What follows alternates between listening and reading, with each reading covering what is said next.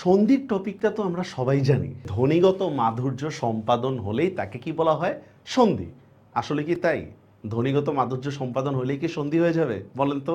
মানে ধ্বনিগত ধ্বনি মিলি হয়ে গেছে, তার মানে সন্ধি। যা মন চায় শব্দ বসাতে পারবো। আচ্ছা, আমরা একটু কিছু কোশ্চেন দেখি প্রিভিয়াস ইয়ারের। যেমন নীলাচল শব্দের সন্ধি বিচ্ছেদ কোনটা বলেন আপনারা?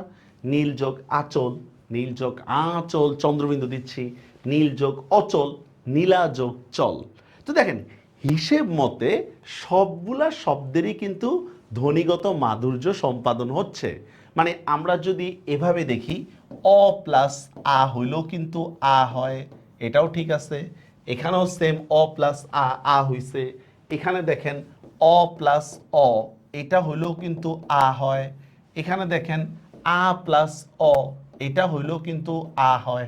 সবগুলোই তো রাইট দেখা যাচ্ছে, তাহলে কি সবগুলো রাইট হবে? না, সবগুলো রাইট হবে না। এখানে কিছু ঝামেলা আছে। ঝামেলাটা হচ্ছে শুধু ধ্বনিগত মাধুর্যই না, আমাকে অর্থের বিষয়টাও দেখতে হবে। অর্থগত মিল, মানে অর্থগত শব্দে যদি কি থাকে, ধ্বনিগত মাধুর্য মিল যদি থাকে, তাহলেই সেখানে হচ্ছে সন্ধি হবে। মানে অর্থের মিলও থাকতে হবে, ধ্বনিগত মাধুর্যটাও থাকতে হবে। ফার্স্টে আমাকে অর্থের দিকটা খেয়াল রাখতে হবে। এই জন্য দেখেন, নীল যোগ আঁচল এটা ভুল। কেন? শাড়ির আঁচলের সাথে নীলাচলের কোনো সম্পর্ক নাই। নীল যোগ আঁচল চন্দ্রবিন্দু যদিও দিই, এটাও ভুল, কারণ নীলাচল শব্দের মধ্যে কোনো চন্দ্রবিন্দু নাই। নীল যোগ অচল, অচল শব্দের অর্থ হচ্ছে পর্বত। তো দেখেন, তাহলে এটা অর্থগত মিল আছে, এটা রাইট। নীলা যোগ চল এটাতে এমনিতেই ভুল। এখন আরেকটা উদাহরণ দিই, তাহলে বুঝতে সুবিধা হবে। এই পাঠাগার শব্দের সন্ধি বিচ্ছেদটা আপনারা কিভাবে করবেন বলেন?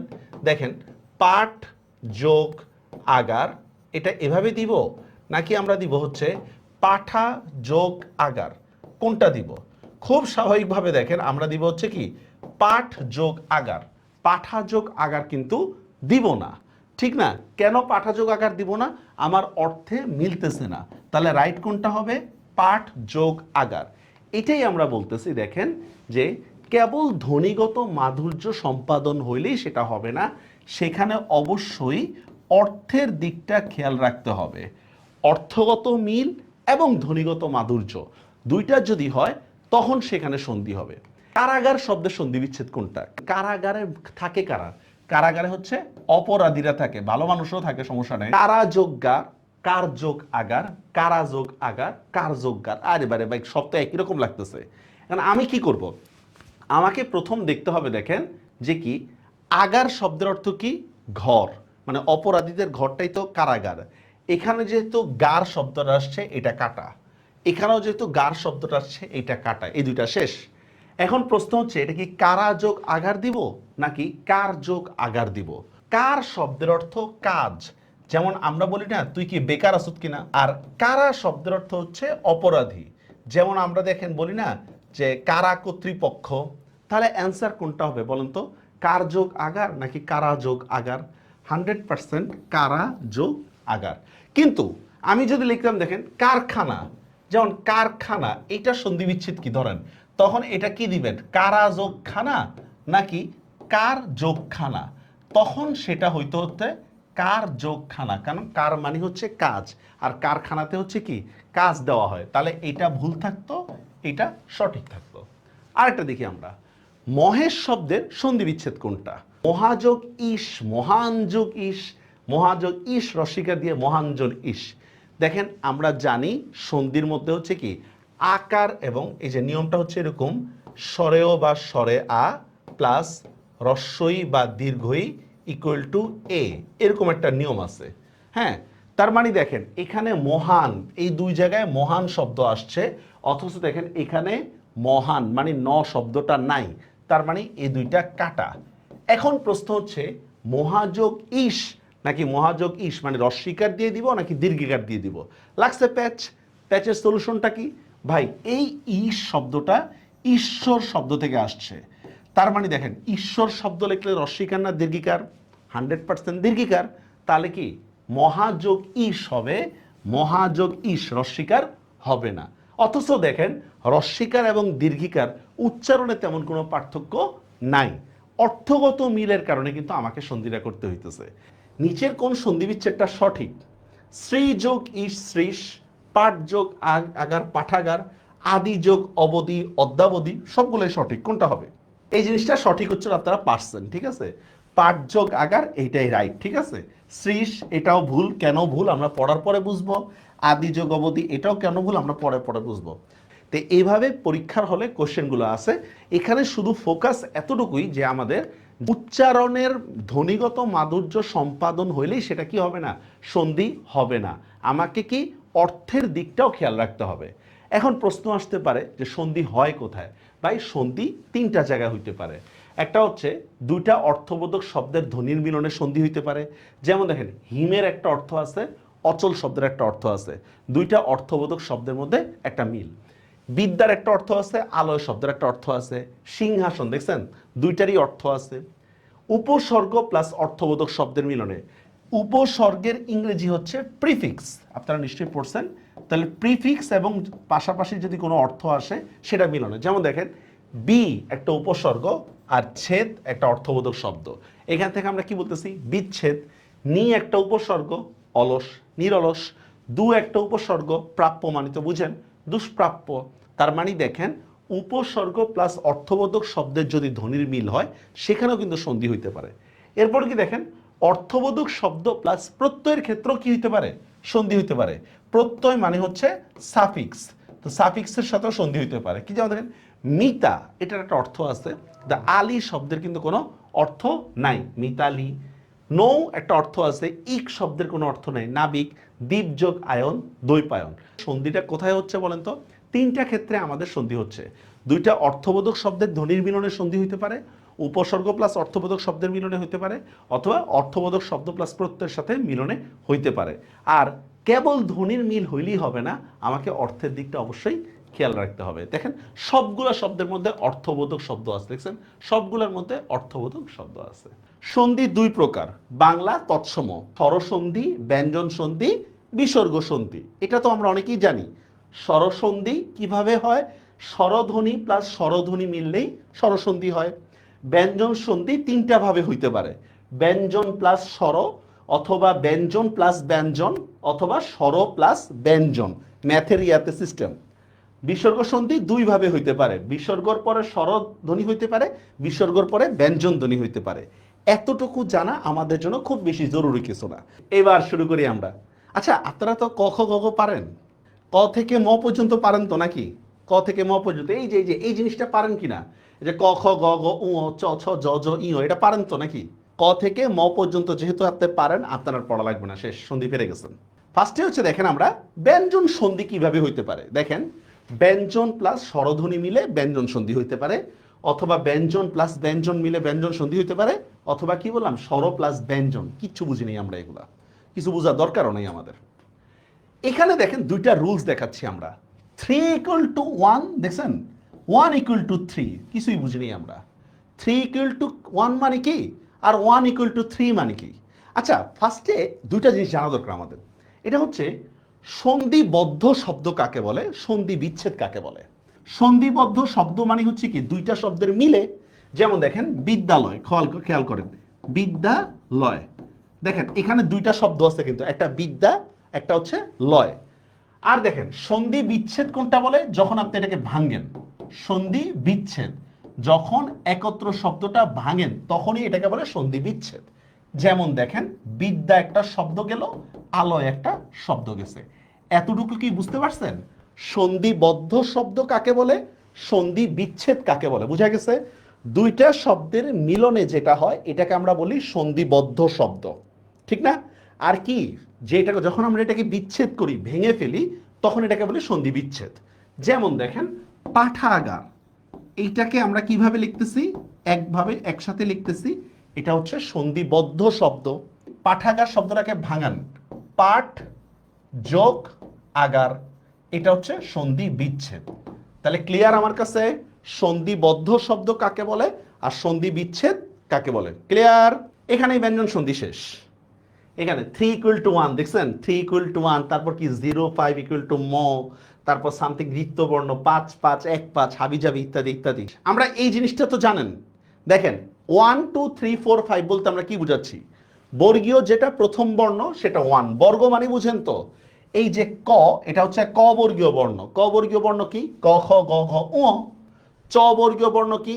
চ ছ জ ঝ ই। ট বর্গীয় বর্ণ ট ঠ ড ঢ মূর্ধন্য। ত বর্গীয় বর্ণ ত থ দ দ দন্তন্য। প বর্গীয় বর্ণ প ফ ব ভ ম। এটা হচ্ছে বর্গীয় বর্ণ। দেখেন বর্গীয় প্রথম বর্ণটা 1, দ্বিতীয় সিরিয়ালে 2, তৃতীয় সিরিয়ালে 3, এরকম, ঠিক আছে? এবার আমরা ম্যাথ করব। দেখেন কি বলতেছি, দেখেন 3 = 1, রুলস বুঝিয়ে নেই আমরা, রুলসটা ভালো করে বুঝে নেন। সন্ধিবদ্ধ শব্দে বর্গীয় তৃতীয় বর্ণ থাকলে, কি বলছি আমরা? সন্ধিবদ্ধ শব্দে বর্গীয় তৃতীয় বর্ণ থাকলে সন্ধি বিচ্ছেদের ক্ষেত্রে বর্গীয় প্রথম বর্ণ হবে। আবার বলতেছি, দেখেন একটা সন্ধিবদ্ধ শব্দে যদি এই সাইডের বর্ণগুলো যদি হয়, সন্ধি বিচ্ছেদের ক্ষেত্রে আমরা এই বর্ণগুলো দিয়ে দিব, শেষ, আর কিছুই না। সন্ধিবদ্ধ শব্দে বর্গীয় তৃতীয় বর্ণ থাকলে, তৃতীয় বর্ণগুলো দেখেন তো কি কি? গ, জ, ড শূন্য র, দ, ব ইত্যাদি। সন্ধি বিচ্ছেদের ক্ষেত্রে বর্গীয় প্রথম বর্ণ হবে। আমরা কিছুই বুঝি নেই, এবার বোঝার চেষ্টা করব। দেখেন খেয়াল করি আমরা, যেমন দেখেন সদানন্দ, খেয়াল করেন সদানন্দ, দটা বর্গীয় ক নম্বর বর্ণ, 3 নম্বর বর্ণ কিনা দেখেন তো? এই যে সদানন্দ দেখছেন, দটা বর্গীয় ক নম্বর বর্ণ, 3 নম্বর বর্ণ। আমরা এটাকে ভাঙছি কিভাবে? সৎ যোগ আনন্দ, শেষ। 3 = 1 এর রুলসটা বুঝতে পারছেন? সন্ধিবদ্ধ শব্দে বর্গীয় তৃতীয় বর্ণ থাকলে, তৃতীয় বর্ণ কোনগুলো? এগুলাই তো, ঠিক না? এই যে এগুলাই তো। সন্ধিবদ্ধ শব্দে বর্গীয় তৃতীয় বর্ণ থাকলে সন্ধি বিচ্ছেদের ক্ষেত্রে আমরা ক নম্বর বর্ণ নিয়ে আসবো? 1 নম্বর বর্ণ নিয়ে আসবো। এটাই আমরা বলতেছি 3 = 1, শেষ। যেমন দেখেন তদবধি, দেখেন দটা বর্গীয় 3 নম্বর বর্ণ, সন্ধি বিচ্ছেদের ক্ষেত্রে আমরা তৎ খণ্ডত নিয়ে আসছি, শেষ। খণ্ডত কেন আনতেছি একটু পরে বলতেছি। তারপর দেখেন সুবন্ত, দেখছেন বটা বর্গীয় 3 নম্বর বর্ণ, আমরা ভাইয়া কি করতেছি বলেন তো? প দিয়া নিয়ে আসছি, শেষ। বুঝতে পারছেন কিছু? আরো দেখি আমরা, যেমন দেখেন বাগদান, গটা বর্গীয় ক নম্বর বর্ণ, 3 নম্বর বর্ণ, আমরা ভেঙে কি করছি? ক 1 নম্বরে নিয়ে আসছি, শেষ। ইজ ইট বুঝিং? আমার কথাটা কি বুঝতে পারছেন? সন্ধিবদ্ধ শব্দে বর্গীয় তৃতীয় বর্ণ, তৃতীয় বর্ণ কোনগুলো? এই যে এই লিস্টের গুলো তৃতীয় বর্ণ। তৃতীয় বর্ণগুলো থাকলে সন্ধি বিচ্ছেদে আমরা, যেমন গ থাকলে ক হবে, জ থাকলে চ হবে, ড বা ড শূন্য রাখলে ট হবে, দ থাকলে ত বা খণ্ডত হবে, শেষ, ইত্যাদি। এখন দেখেন আপনাদের একটা কনফিউশন লাগতে পারে যে স্যার আপনি সৎ এভাবে না লিখে আপনি কেন সৎ এইভাবে লিখছেন? একটা কোশ্চেন না? যে আমি সৎ এইটা খণ্ডত দিয়ে লিখছি কেন, আমি ত দিয়ে লিখলাম না কেন? একটা কোশ্চেন আসতে পারে না? কি মনে আছে আপনাদের? ওই যে আমি একটা জিনিস লিখতে বলছিলাম, দুটি অর্থবোধক শব্দের ধ্বনির মিলনে কি হইতে পারে? সন্ধি হইতে পারে, পড়াইছিলাম না আমরা? এটা মনে আছে? এখন আপনারাই বলেন তো, একটু মজা করে বলেন তো, সৎ বানানে কি এইটা লেখে নাকি সৎ বানানে খণ্ডত দিয়া লেখে? আপনারা বলেন। আমরা বলি না অনেক সময় সে একজন সৎ মানুষ, সৎ বানানে খণ্ডত দিয়া লেখে নাকি সৎ বানানে ত দিয়া লেখে? সেম দেখেন শরৎ, এই বানানটা কি এভাবে লেখে নাকি শরৎ এই বানানটা এইভাবে লেখে? খণ্ডত দিয়া লেখে না ত দিয়া লেখে? সেম আমি আরেকটা শব্দ লিখলাম, যেমন কথা কথা উদ্ভাস, একটা শব্দের সন্ধি বিচ্ছেদ লিখলাম, উদ্ভাস। দেখেন তো এখানে, দেখেন তো 3 = 1 পড়ে কিনা? উদ্ভাস। এখন দেখেন উদ্ভাসের সন্ধি বিচ্ছেদটা করলাম, উত যোগ ভাস। এখন দেখেন তো উত উপসর্গটা কি খণ্ডত দিয়ে না ত দিয়ে?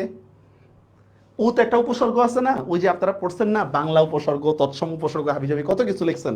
অর্থবোধক শব্দটা যদি খণ্ডত হয় আমাকে খণ্ডত লিখতে হবে, অর্থবোধক শব্দটা যদি ত দিয়ে হয় আমি ত দিয়ে লিখবো, শেষ। যেমন দেখেন তদবধি একটা শব্দ, তদবধি, দেখেন তো 3 = 1 মিলে কিনা এটা? তদবধি 3, ঠিক আছে? তাহলে আমরা কি করবো বলেন তো? তৎ যোগ অবধি। তৎ একটা হচ্ছে সর্বনাম তৎ।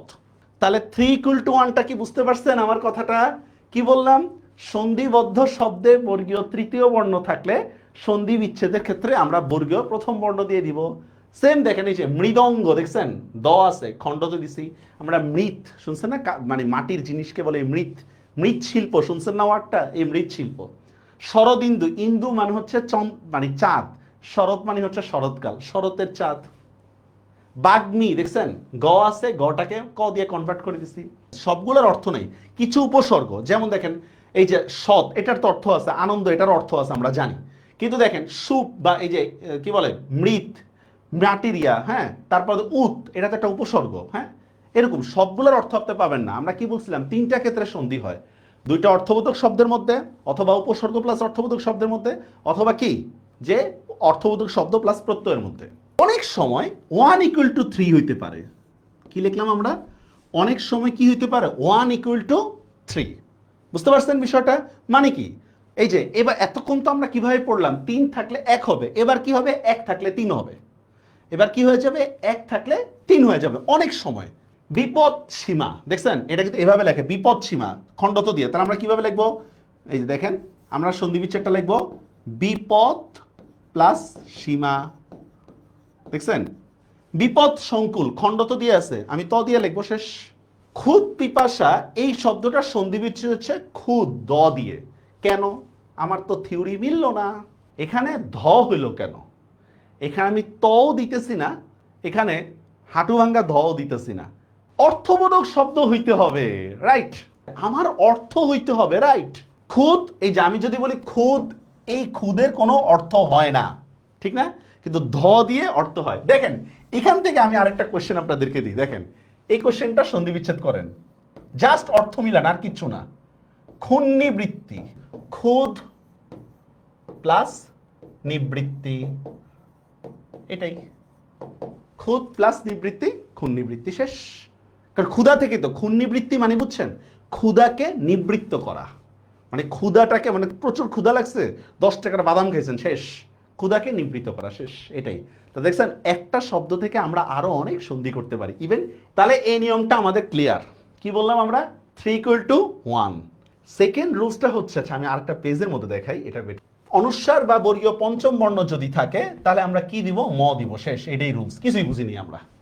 বর্গীয় পঞ্চম বর্ণ মানে বুঝেন, এই দেখেন এগুলা বর্গীয় পঞ্চম বর্ণ না, এই যে 5 মানে কি বর্গীয় পঞ্চম বর্ণ না, এইটাই, এই বর্গীয় পঞ্চম বর্ণটা যদি আমাদের, এটা মনে রাখতে হবে আমাদের, যদি যুক্ত বর্ণ আকারে থাকে, কি বললাম, যদি যুক্ত বর্ণ আকারে থাকে তাহলে আমরা ম দিব, কিছুই বুঝিনি আমরা। যেমন দেখেন আমি লিখলাম সংখ্যা, দেখেন তো খেয়াল করেন তো এখানে অনুস্বার আছে কিনা, সংখ্যা আছে না, তাহলে কি হবে বলেন তো, সংখ্যা, জাস্ট দেখেন সম যোগ খা, সংখ্যা, শেষ, সংযোগ খা। এইভাবে লিখলাম সন্ধ্যা, তাহলে কি হবে বলেন তো, সম প্লাস ধা, শেষ।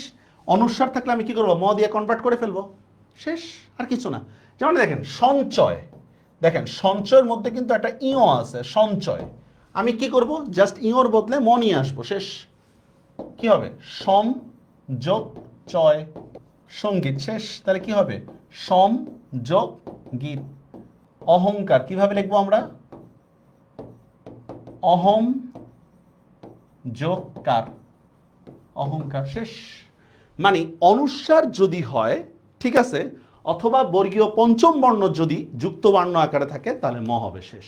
এইটাই দেখেন আমরা বলতেছি, দেখেন অনুস্বার বা বর্গীয় পঞ্চম বর্ণ যদি থাকে তাহলে কি হবে, ম হবে, দেখছেন এই যে শর্টকাট করে লিখে দিছি, অনুস্বার বা বর্গীয় পঞ্চম বর্ণ যদি থাকে তাহলে ম হবে, ঠিক আছে। যেমন দেখেন সংশয়, দেখছেন অনুস্বারের বদলে আমরা ম দিয়ে দিছি, শঙ্কা দেখেন উঁর বদলে আমরা ম দিয়ে দিছি, সন্নিহিত নয়ের বদলে আমরা ম দিছি, সঞ্চয় দেখছেন ইত্যাদি। সন্ধিতে হসন্ত দেওয়াটা জরুরি না, একমাত্র উচ্চারণে হসন্ত দেওয়াটা জরুরি।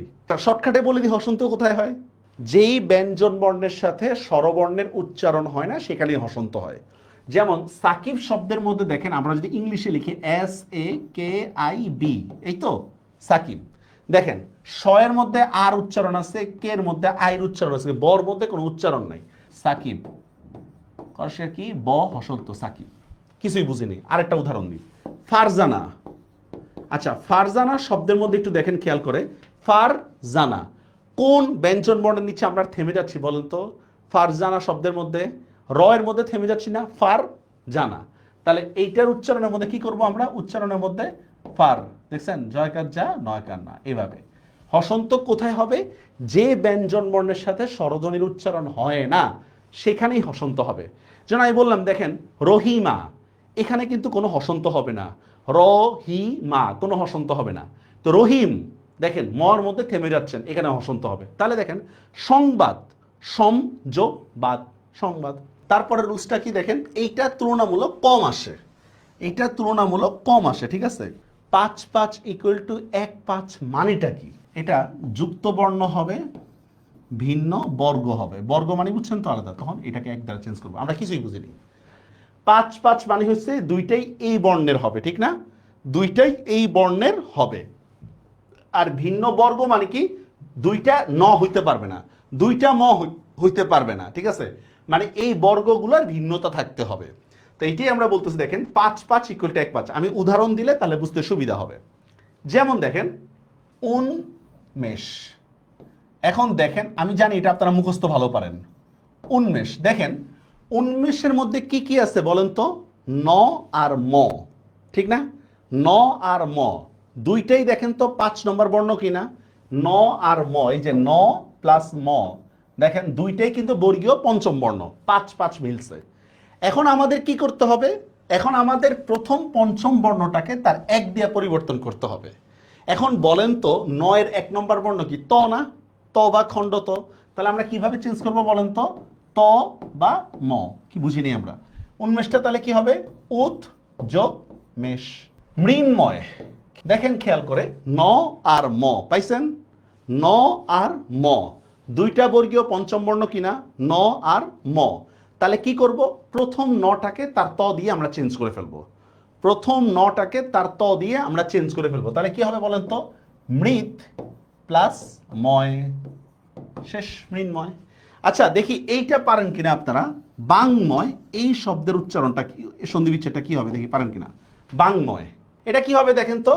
বাক প্লাস ময়, কত সহজ। বাক মানে কথা, বাংময় মানে কথায় পারদর্শী টাইপের। আমাদের এই ম্যাথটা কি আপনারা বুঝতে পারছেন?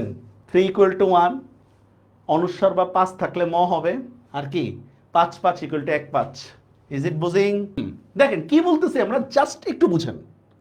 দ্বিত্ববর্ণ মানে বুঝেন? দ্বিত্ববর্ণ, দ্বিত্ববর্ণ মানে হচ্ছে দেখেন দুইটা বর্ণ সেম, যেমন দেখেন দুইটা ন, এটাকে দ্বিত্ববর্ণ বলে। দুইটা ল, দুই দ্বিত্ববর্ণ, শেষ। তারপর কি দেওয়া যায় বলে? দুইটা ন, দুইটা ড, এটাই দ্বিত্ববর্ণ, দ্বিত্ববর্ণ। বা দেখেন চ ছ, এইটা ওয়ান কাইন্ড অফ দ্বিত্ববর্ণ। চ ছ, এইটা ওয়ান কাইন্ড অফ দ্বিত্ববর্ণ, ঠিক আছে, কাছাকাছি দ্বিত্ববর্ণ। বা আমি যদি লিখি চ চ, এইটাও ওয়ান কাইন্ড অফ দ্বিত্ববর্ণ, ঠিক আছে। মানে চ চ, ডয় ড, ন ন, তারপর হচ্ছে কি দাদা দ ধ, চ ছ, কাছাকাছি বর্ণগুলো কি হয়ে যায়? দ্বিত্ববর্ণ হয়ে যায়। এটা নিয়ে আমাদের কোনো সমস্যা নেই। যে কোনো দ্বিত্ববর্ণ পাইলে আমরা কি করব দেখেন? ত বা দ প্লাস দ্বিত্ববর্ণ। কিছুই বুঝিনি আমরা। শব্দটা আমি লিখলাম উচ্চারণ। দেখেন তো এখানে দ্বিত্ববর্ণ আছে কিনা? দুইটা চ আছে। তাহলে আমরা কি করব? কি বলছি? প্রথম অংশটা এখানে কিন্তু দুইটা চ, ঠিক না? দুইটা চ। তো প্রথম অংশের জন্য আমরা কি নিয়ে আসবো বলেন তো? প্রথম অংশের জন্য আমরা ত বা দ আনবো, প্লাস চ আনবো, শেষ। আবার মনে করেন আমি লিখলাম, কথার কথা লিখলাম উচ্ছল। দেখেন উচ্ছল, এখানে দেখেন চ আর ছ প্রায় কাছাকাছি দ্বিত্ববর্ণ। কি কি আছে এখানে? চ প্লাস ছ, এই তো। তাহলে আমরা কি করব? প্রথমটার বদলে ত বা দ আনবো, আর ছর জায়গায় ছ নিয়ে আসবো। তো এটাই আমরা বলতেছি, একটু ভালো করে বুঝেন। দ্বিত্ববর্ণ যদি হয়, কোনো দ্বিত্ববর্ণ যদি পান, সেটাকে ত বা দ, প্রথম অংশে কি আসবে আমাদের? ত বা দ আসবে, পরের অংশে কি আসবে? দ্বিত্ববর্ণ, মানে দ্বিতীয় অংশটা আসবে। এটাই, শেষ। আবারও বলতেছি, কোন জায়গায় যদি আমরা দ্বিত্ববর্ণ পাই, দ্বিত্ববর্ণ মানে বুঝছেন তো, এই যে চ চ, চ ছ, নয় ন, ইত্যাদি ইত্যাদি, হ্যাঁ, তখন আমরা কি করব বলেন তো? প্রথম অংশের মধ্যে ত বা দ আনবো, পরের অংশের মধ্যে কি দ্বিত্ববর্ণটা নিয়ে আসবো। এটাই, শেষ, শেষ হয়ে গেছে। যেমন দেখেন শরৎচন্দ্র, খেয়াল করেন শরৎচন্দ্র, দেখছেন তো চয়ে চ, দেখেন তো দ্বিত্ববর্ণ কিনা? এই দেখেন চয়ে চ দ্বিত্ববর্ণ। প্রথম অংশের জন্য আমরা খণ্ড তো আনছি, মনে আছে কেন? অর্থবোধক শব্দের জন্য, মনে আছে? অর্থবোধক শব্দ প্লাস চন্দ্র, শেষ।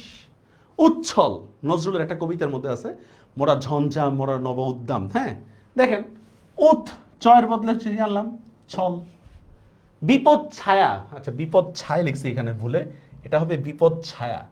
বিপদ ছায়া, খেয়াল করেন বিপদ ছায়া, খেয়াল করেন দ আনছি কেন? আচ্ছা কে বলতে পারবেন এখানে বিপদ বানানে দ আনছি কেন? তো নাই না? বদজাত কি হবে? বদ প্লাস জাত, কত সহজ, বদজাত। হ্যাঁ, বিপদযোগ অর্থ বোঝার জন্য, রাইট, ওই একই কথা, ওই মূল সবকিছু আটকে যায় অর্থ বোঝার ক্ষেত্রে, ঠিক আছে, অর্থ বোঝার জন্য আর কিছু না। যেমন জগৎ জ্যোতি, এখন এখানে কিছু কিছু জিনিস আপনারা শুনেন না, যেমন কুদ ঝটিকা, আপনাদের কাছে এটা নতুন মনে হবে, একটু মুখস্থ রাখেন, যেটা নতুন মনে হবে এটা কি একটু মুখস্থ রাখবো, শেষ। এটা আমি মুখস্থ করতে বলবো, মুখস্থ, আর এটা একেবারেই আসে না, ঠিক আছে, কারণ এই প্যাচ লাগাইতে রাজি না। তারপর আমি বলি কোন এক্সাম্পলগুলো আসবে। উচ্ছ্বাস এটা আসতে পারে, সর্বোচ্চ, উচ্ছৃঙ্খল এটা আসতে পারে, আর কিছু না, জাস্ট আর কিচ্ছু না, অর্থ মিলানো। এগুলার ব্যাখ্যা কি দিবেন আপনারা, দেখি 6 নম্বরটার ব্যাখ্যা আপনাদের কাছে কি মনে হইতে পারে বলেন। এটা কি জাস্ট অর্থ মিলানো, ও দিয়েই দিছে, অর্থবোধক শব্দ প্লাস উপসর্গ, শেষ। অর্থবোধক শব্দ প্লাস উপসর্গ, দেখছেন, এটাই সবগুলো শুধু অর্থ মিলছে, উপসর্গ প্লাস অর্থবোধক শব্দ, বা অর্থবোধক শব্দ বা উপসর্গ প্লাস ছ, এটাই তো। দেখেন ওই যে মনে আছে সন্ধির ফার্স্টের কথা, কোন শব্দের মধ্যে যদি আমাদের অন্তস্থি ও জ মানে জফলা বা এরকম অন্তস্থ যদি থাকে, সেখানে হচ্ছে আমাদের জ হয়।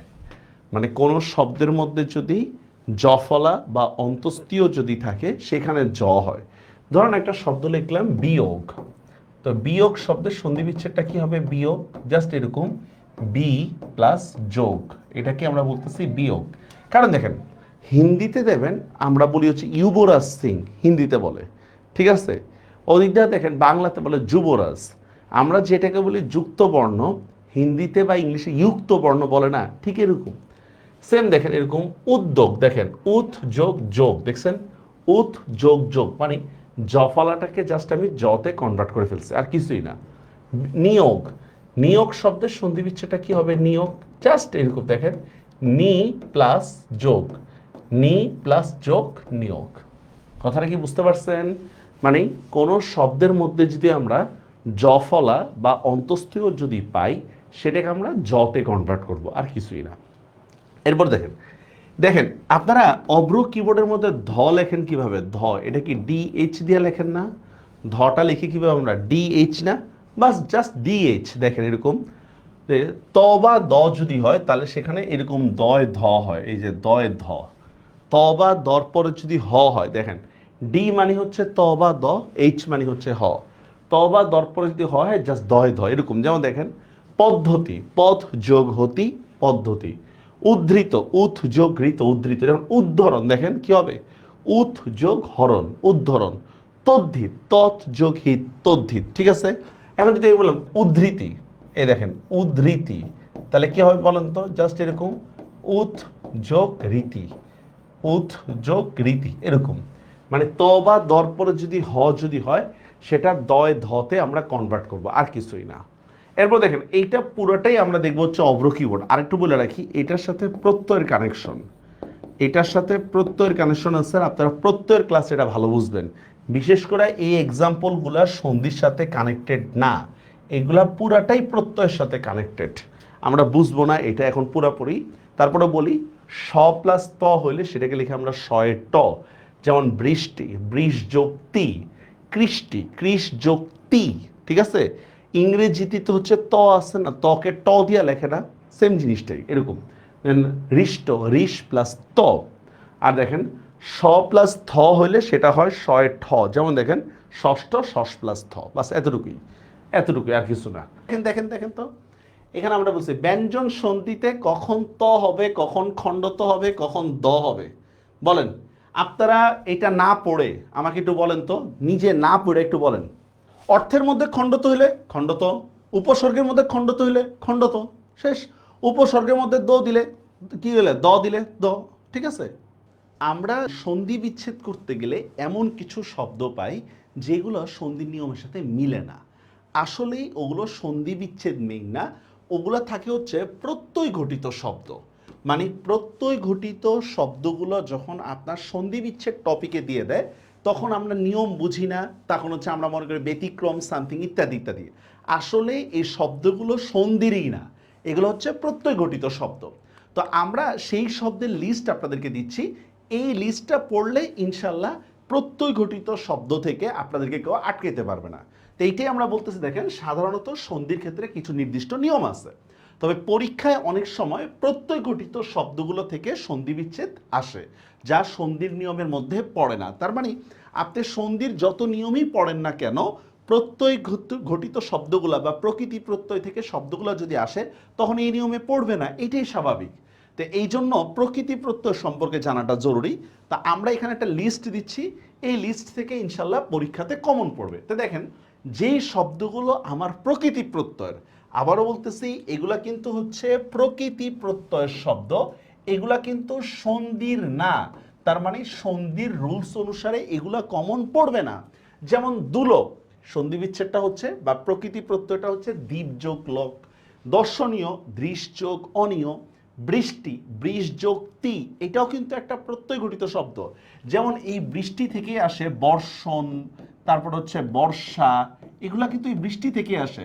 দর্শন থেকে আসে কিন্তু দ্রষ্টা, দ্রষ্টব্য, এগুলা। মনীষা, মনস যোগ ঈশা। বৈঠক, বৈঠ যোগ অক, এটা একটা হিন্দি ভাষার শব্দ। তো হিন্দি ভাষায় আপনারা জান বৈঠ, বৈঠ মানে কি বস। দংশন, দন যোগ সন বা দংশ যোগ অন, দনস যোগ অন। সিংহ, সিন যোগ হ। জমানো, জমা যোগ আনো। দৈনিক, দিন যোগ ইক। দেখেন, এটা কোনো সন্ধির নিয়মেই পড়ে নেই, পুরাটাই প্রকৃতি প্রত্যয়। চিরুনি, চির যোগ উনি। ভাস্বর, এটা তো ভাস্কর না, ভাস্বর, ভাস যোগ বর। যেগুলো আমাদের পরীক্ষায় বেশি আসে সেগুলো আমরা কিন্তু আলাদা মার্ক করে দিছি। এই পয়েন্টগুলো একটু ভালো করে দেখবেন। যাচনা, যাচ যোগ না। দেখেন, যাচনা মানে কি বুঝেন? চাওয়া। যাচনা শব্দের অর্থ প্রার্থনা, এখান থেকে যাচ যোগ না, যাচ মানে কিছু চাওয়া। মিথ্যুক, মিথ্যা যোগ উক। পতঞ্জলি, পতত যোগ অঞ্জলি। ভুক্ত, ভুজ প্লাস ত, পুরাটাই প্রত্যয় গঠিত শব্দ। মোড়ক, মূঢ় যোগ অক, প্রকৃতি প্রত্যয় গঠিত শব্দ। রাজ্ঞী, রাজ যোগ নি, মানে রাজার স্ত্রীকে বলা হচ্ছে রাজ্ঞী। তেজস্বী, তেজস যোগ বিন। প্রেম, প্রিয় যোগ ইমন। যজ্ঞ, জজ প্লাস ন। হিংসা, হিংস যোগ সা। এখানে দেখেন, যজ্ঞ এখানে জজ প্লাস ইও দিছি, জজ প্লাস ন দিছি, যেটা দেন ওইটাই রাইট। সেম রাজ্ঞী, এটা রাজ যোগ নি দিলেও হয়, রাজ যোগ ই দিলেও হয়, যেটা দেন ওইটাই রাইট। এই লিস্টটা পড়লে পরীক্ষাতে ইনশাল্লাহ কমন পড়বে। মানে প্রত্যয় ঘটিত শব্দগুলো যদি সন্ধিতে দেয় তাহলে এই লিস্টটা থেকেই কমন পড়বে। এখন আমাদের জানা উচিত আসলে এই শব্দগুলোর অর্থ কি। যেমন দেখেন, দুলোক, দুলোক শব্দের অর্থ আকাশ, যেমন বিদ্রোহী কবিতা আছে দুলোক, ভুলোক, ঘোলক, বেদিয়া ইত্যাদি। মনীষা, মনীষা মন মানে কি জানেন? মন মানে তো মন, ঈশা মানে ইচ্ছা। দেখছেন, মনস শব্দের অর্থ মন, ঈশা মানে ইচ্ছা। মনের ভালো ইচ্ছা যার মধ্যে থাকে তাকে বলা হচ্ছে মনীষা, মানে প্রজ্ঞা বা প্রতিভা। বৈঠক, এটা হিন্দি ভাষার একটা শব্দ। ভাস্বর, ভাস্বর শব্দের অর্থ কি আমরা অনেকে জানি না। দেখেন, ভাস্বর শব্দের অর্থ হচ্ছে আলোকিত। ভাস শব্দের অর্থ আলো, এখান থেকে আসছে ভাস্বর। যাচনা, যাচনা মানে প্রার্থনা, এই যাচ শব্দের অর্থ চাওয়া। যেমন এখান থেকে আমরা একটা শব্দ বলি যাচাই করা। পতঞ্জলি, এটা জানেন পানিনির নাম বা একজন মনীষীর নাম পতঞ্জলি। এখন দেখেন, পতত যোগ অঞ্জলি যেটা বলছিলাম, বা পতন যোগ অঞ্জলি যাই বলি না কেন, পতত শব্দের অর্থ হচ্ছে পতনশীল, এখান থেকে আসছে পতঞ্জলি। তেজস্বী, তেজোদ্দীপ্ত। তেজস মানে তো বুঝেন, মানে খুব তেজ আছে, যার মধ্যে পাওয়ার আছে, এর তেজোদ্দীপ্ত। তেজস শব্দের অর্থ উজ্জ্বল। রাজ্ঞী, রাজ্ঞী শব্দটা আসছে রাজা থেকে। আমরা সন্ধি এখানে দেখেছিলাম রাজ্ঞী শব্দের প্রকৃতি প্রত্যয় কি দেখেন, রাজ প্লাস নি, তার মানে দেখেন রাজার স্ত্রীকে বলা হচ্ছে রাজ্ঞী। যজ্ঞ, দেবতার অনুগ্রহের যে অনুষ্ঠান, এটা বলা হচ্ছে যজ্ঞ। তার মানে আবারও বলতেছি, এখানে যে লিস্টটা আছে এগুলো কিন্তু সাধারণত সন্ধির নিয়ম থেকে কমন পড়বে না, এগুলার জন্য কিন্তু প্রকৃতি প্রত্যয় সম্পর্কে জানতে হবে। তারপরও মাত্র কয়েকটা শব্দ যেগুলো বিগত পরীক্ষাগুলোতে আসছে, আমরা যদি এগুলো মুখস্থ রাখতে পারি ইনশাল্লাহ পরীক্ষাতে কমন পড়ে যাবে। এবার নিপাতনের সিদ্ধ, এটা মুখস্থ। নিপাতনের সিদ্ধ যদিও খুব বেশি জরুরি না, মুখস্থ আমাদের করতে হয়। বিসর্গ সন্ধি আমরা পড়ছি, বিসর্গ দুই প্রকার হয়, ঠিক না? একটা হচ্ছে রজাত বিসর্গ, একটা হচ্ছে সজাত বিসর্গ, সামথিং এগুলো পড়ছেন না? কিচ্ছু না, এটা মানে দেখেন এই যে দুর্বার, আমি লিখলাম দুর্বার, দুর্বার শব্দের সন্ধি বিচ্ছেদ কি? দু বিসর্গ যোগ বার। তাহলে এখানে দেখেন বিসর্গের বদলে কি আসছে? র আসছে, এটাই হচ্ছে রজাত। ঠিক আছে। আবার দেখেন নমস্কার, নমস্কার, নমস্কার শব্দের সন্ধি বিচ্ছেদটা কি? নম বিসর্গ যোগ কার। এখানে বিসর্গ বদলে কি আসছে, স আসছে, সজাত, শেষ। বিসর্গ বলে না, বিসর্গ দুই প্রকার, রজাত বিসর্গ, সজাত বিসর্গ, কিছুই না এটা। মানে বিসর্গর বদলে সাধারণত সন্ধিতে র হয় অথবা স হয়, শেষ। এটা তো কঠিন কিছু না। যেন আমি বললাম দুর্নীতি, এখন বলেন তো এখানে কি বিসর্গ বদলে র আসছে না স আসছে? দুর্নীতির মধ্যে। আবিষ্কার, এখানে বিসর্গের বদলে কি আসছে, র আসছে না স আসছে? বলেন তো, স আসছে, শেষ। কঠিন কিছুই না। বিসর্গ দুই প্রকার বলা হয়, কি কি? রজাত বিসর্গ, সজাত বিসর্গ, এটাই তো। এখন আমরা জাস্ট এই জিনিসটা মনে রাখবো, এই জিনিসটা মনে রাখলে বিসর্গ সন্ধি শেষ।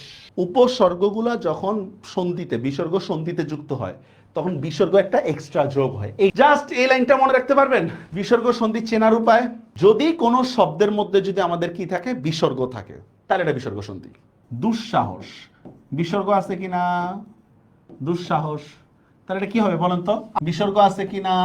তাহলে এগুলো আমরা ভাঙবো কিভাবে? এটা তো কঠিন কিছুই না, এটা আবার লিখতে হয় নাকি? জাস্ট ওটাকে আলাদা করে দিব, দু বিসর্গ যোগ সাহস, মন বিসর্গ যোগ পুত, শেষ। দুঃখ তাহলে কি হবে বলেন তো? দু বিসর্গ যোগ খ, শেষ। এটা এমনি পারি আমরা।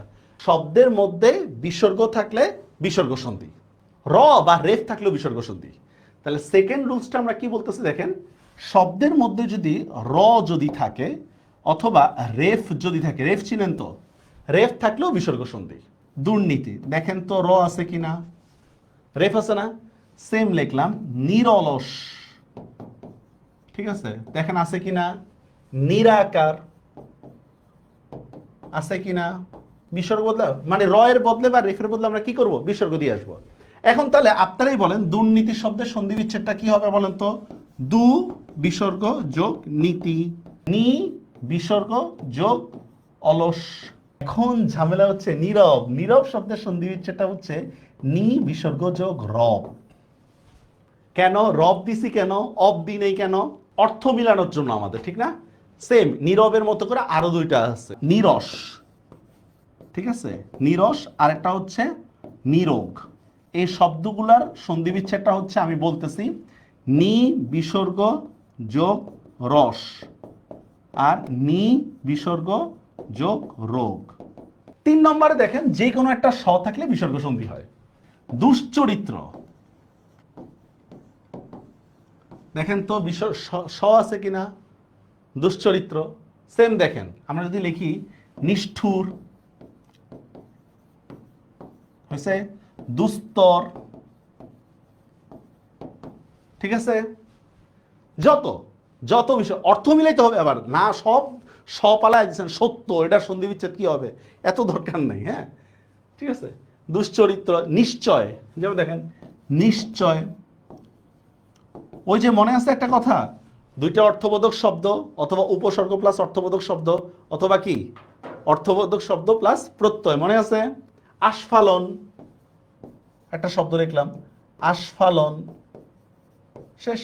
স এর জায়গায় আমরা বিসর্গ দিয়ে দিব, তাহলে কি হবে বলেন তো? স এর জায়গায় বিসর্গ দিলে আমাদের ইজিলি দেখেন, এটা দু যোগ চরিত্র, দু যোগ চরিত্র। তিনটা স্বর একটাও যদি মিডিলে থাকে, এটা উপসর্গের মাঝখানেও থাকতে পারে, উপসর্গের পরে থাকতে পারে, অথবা আমরা বলতে পারি হচ্ছে অর্থবোধক শব্দের পরে যদি থাকতে পারে, তাহলে কি হবে আমাদের? তাহলে এটা আমাদের কি হবে, যে বিসর্গ সন্ধি হবে। এই জিনিসটা আমরা ভুল করি। এই দেখেন, ওকার থাকলেও বিসর্গ হয়, দেখছেন? ওকার থাকলেও কি হবে, বিসর্গ হয়। লাগছে প্যাচ? এইটা হচ্ছে আমাদের কাছে একটা বিশাল ঝামেলা, যে স্যার ওকার থাকলে বিসর্গ হয়, এইটা কোন সময় হবে? শর্ত হচ্ছে দ্বিতীয় বর্ণের শুরুতে হ্রস্ব হবে না। একটু ঠান্ডা মাথায় বুঝে নেন, ওকার কখন হয়, ওকার কখন হয় না। আপনারা কখনো এই বানানগুলো দেখছেন এরকম? খেয়াল করেন, এটা বুঝতে 2 মিনিট টাইম লাগবে, কিন্তু মজা, বুঝতে পারলেন। দেখেন তো, মনোরোগ এই বানানে দেখেন ওকার আছে, দেখছেন? আবার দেখেন মনোকষ্ট বানানে ওকার নাই, ঠিক আছে। ইতপূর্বে বানানে বিসর্গ আছে, ইতো মধ্যে বানানে কি নেই, ওকার, দেখছেন? একটা ঝামেলা না? মানে এক বানানে বিসর্গ, আরেক বানানে ওকার, এমন কেন? এটা একটা ঝামেলা না? আপনারা যদি এই নিয়মটা জানেন তাহলে বুঝতে সুবিধা হবে, একেবারেই সহজ। সন্ধির মধ্যে বিসর্গর পরে যদি ক খ প ফ এই ব নাই, ব বাদ, তালব্য শ দন্তস্ব, কি গেল, বটা হবে না। বিসর্গর পরে যদি কি থাকে, ক খ প ফ তালব্য শ দন্তস্ব যদি থাকে, তাহলে বানানে বিসর্গ বহাল থাকে। আবার বলতেছে, বহাল মানে কি জানেন? বহাল মানে হচ্ছে বিলুপ্ত হয় না। মনোপুত, এই বানানটা সঠিক দেখছেন? বিসর্গর পরে কি আছে? প আছে। মন, তারপর দেখেন মনক্ষুণ্ণ, দেখেন বিসর্গর পরে ক প্লাস স। এরপর দেখেন জ্যোতিপুঞ্জ, দেখেন বিসর্গর পরে প। আমরা আরো সহজ দিই, দুঃসাহস, দেখেন দুঃসাহস বানানে দেখেন তো বিসর্গর পরে স আছে, এই জন্য কি হচ্ছে? বিসর্গ বহাল আছে। দুঃখ, দেখেন বিসর্গর পরে কি আছে? খ আছে, এই জন্য বানানে বিসর্গটা বহাল আছে। ইতপূর্বে দেখেন বিসর্গর পরে প আছে, এই জন্য বিসর্গ বহাল আছে। মনোকষ্ট, বিসর্গর পরে ক আছে, এই জন্য বহাল আছে। তাহলে রুলসটা কি বুঝতে পারছেন? আমার কথাটা কি বলতেছি দেখেন, কি বলতেছি, বিসর্গর পরে যদি ক খ প ফ তালব্য শ দন্তস্ব যদি থাকে, বিসর্গর পরে যদি ক খ প ফ তালব্য শ দন্তস্ব যদি থাকে, তাহলে বানানে বিসর্গ বহাল থাকবে। এটা কি বুঝতে পারছেন? বিসর্গর পরে যদি ক খ প ফ তালব্য শ দন্তস্ব যদি থাকে, তাহলে কি বলছি? বিসর্গ বহাল থাকবে। অন্যথায় মানে কি, মানে এগুলো যদি না থাকে, ক খ প ফ তালব্য শ দন্তস্ব যদি না থাকে, তাহলে বিসর্গর স্থলে ওকার হবে। দেখছেন, বিসর্গর পরে যদি ক খ প ফ তালব্য শ দন্তস্ব যদি না থাকে, তাহলে বিসর্গর স্থলে কি হয়ে যাবে বললাম? ওকার হবে। ঠিক আছে, ওকার হবে। ঠিক আছে, বিসর্গর স্থলে। যেমন দেখেন, একটু ভালো করে দেখেন, মনোরম, এই দেখেন মনোরম শব্দটা সন্ধি বিচ্ছেদ করলে হবে মনো বিসর্গ যোগ রম, মনো বিসর্গ যোগ রম। এখন খেয়াল করেন তো, বিসর্গের পরে কি ক খ প ফ আছে? নাই। এই জন্য আমরা বানানে কি করতেছি দেখেন, ওকার দিচ্ছি। আবার দেখেন সদ্যজাত একটা শব্দ, সদ্য বিসর্গ যোগ জাত, দেখেন বিসর্গের পর কি ক খ প ফ আছে? নাই। এই জন্য কি করতেছি আমরা? সদ্যজাত। এই জন্য দেখেন প্রাতকাল, এখানে আমরা কি দিতেছি? বিসর্গ দিচ্ছি। চক্ষুষু, দেখেন বিসর্গ দিচ্ছি। অন্তঃসরিলা, শিরোপীড়া, দেখেন শিরোপীড়া বানানে দেখেন কি আছে? বিসর্গ থাকতেছে। কিন্তু দেখেন শিরোনাম বানানে কি বিসর্গ থাকে? শিরোনাম বানানে বিসর্গ থাকে বলেন তো? নাই। তবে অনেক ক্ষেত্রে এই নিয়মটা মানা হয় না। কখন? যখন সত্যবিধি, আমরা তো আজকের ক্লাসে নত্যবিধান সত্যবিধান পড়তেছি না।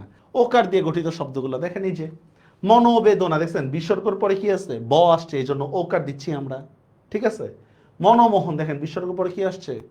ম আসছে, ম ওকার। এই যে এই বানানটা কিন্তু ভুল করি আমরা, মনমোহন বানানে কিন্তু নয়ের মধ্যে ওকার হবে, মর মধ্যে ওকার হবে। এটা ততোধিক, দেখছেন ততোধিক। সেম দেখেন আরেকটা শব্দ দিই, মনোভিলাস, আমরা লিখি না মনোভিলাস, তাহলে কি হবে বলেন তো? মন বিসর্গ যোগ অভিলাষ। তিরোধান, দেখছেন তিরোধান, বিসর্গ যোগ ধান। এখানে তো একটা প্যাচ লাগাইছি, ঠিক না? যে কি লিখছি আমরা? পরবর্তী বর্ণের শুরুতে রস্য হইতে পারবে না, একটা প্যাচ লাগাইলে আপনার। যেমন দেখেন এই যে কথোপকথন, এই শব্দের সন্ধি বিচ্ছেদটা কি বলেন তো? কথোপকথন, অর্থ মিলান তাহলেই হবে কথোপকথন। অর্থ মিলান তাহলেই বুঝতে পারবেন এটা কি বিসর্গ সন্ধি নাকি বিসর্গ সন্ধি না। কথা যোগ উপকথন, খেয়াল করেন কথা যোগ উপকথন। আমি কি বলছি? শর্ত দিছি কি দেখেন, দ্বিতীয় বর্ণের শুরুতে রস্য হইতে পারবে না। যেহেতু দ্বিতীয় বর্ণের শুরুতে রস্য বা দীর্ঘ হয়ে গেছে, এটা তাহলে বিসর্গ সন্ধি না, এটা স্বরসন্ধি। আমি কি বলছি? দ্বিতীয় বর্ণের শুরুতে কি হইতে পারবে না? রস্য বা দীর্ঘ হইতে পারবে না। যেহেতু এটা রস্য বা দীর্ঘ হয়েছে, তার মানে এটা বিসর্গ সন্ধি? এটা বিসর্গ সন্ধি না। এই গঙ্গর্মী, এই শব্দটা সন্ধি বিচ্ছেদ করেন তো। গঙ্গর্মী, জাস্ট অর্থ মিলান, জাস্ট অর্থ মিলান। গঙ্গা যোগ উর্মি, এই তো গঙ্গা যোগ উর্মি, এটাই তো গঙ্গর্মী। তা আমি কি বলছি? আমি বলছি হচ্ছে কি পরের অংশে কি হইতে পারবে না? রস্যকার দীর্ঘ হইতে পারে। তাহলে এগুলা কি বিসর্গ সন্ধি হবে? আপনারাই বলেন, এগুলা কি বিসর্গ সন্ধি হবে? এগুলা একটাও বিসর্গ সন্ধি না, এগুলা একটাও বিসর্গ সন্ধি না। এবার দেখেন আমি বিসর্গ সন্ধি দিয়ে কিছু দেখাই আপনাদেরকে। সদ্য জাত, দেখেন সন্ধি বিচ্ছেদটা কি হবে? সদ্য যোগ জাত, দেখছেন পরের অংশের মধ্যে রস্য নাই। মনোবেদনা, তাহলে কি হবে বলেন তো? মন বিসর্গ যোগ বেদনা, পরের অংশের মধ্যে কোনো রস্য নাই, অর্থ মিলতেছে না। শিরোনাম কি হবে? শির বিসর্গ যোগ নাম, পরের অংশের মধ্যে কি নাই? রস্য নাই, এগুলো বিসর্গ সন্ধি। তাহলে বিসর্গ সন্ধি আর স্বরসন্ধির মধ্যে ফাইন্ড আউট করতে পারবেন? এমন কোন শব্দ পাইবেন না যেটার মধ্যে এই চারটার একটা নাই। বিসর্গ, র, স, এটা এই কথাটার মধ্যেই স্বরসন্ধি শেষ। আমরা একটু দেখব যে স্বরে অ দিয়া কোন শব্দগুলো আছে আমাদের, স্বরে আ দিয়ে কোন শব্দটা, রস্বই দীর্ঘই দিয়ে কোন শব্দগুলো আছে। যেমন অন্তর মানে তো জানেন, অন্ত শব্দের অর্থ শেষ, অন্ত এই শব্দের অর্থ হচ্ছে শেষ। অধীন মানে বুঝেন, অর্ঘ্য এটা পূজার উপকরণ, ঠিক আছে, পূজার উপকরণ ধরতে পারি আমরা অর্ঘ্য।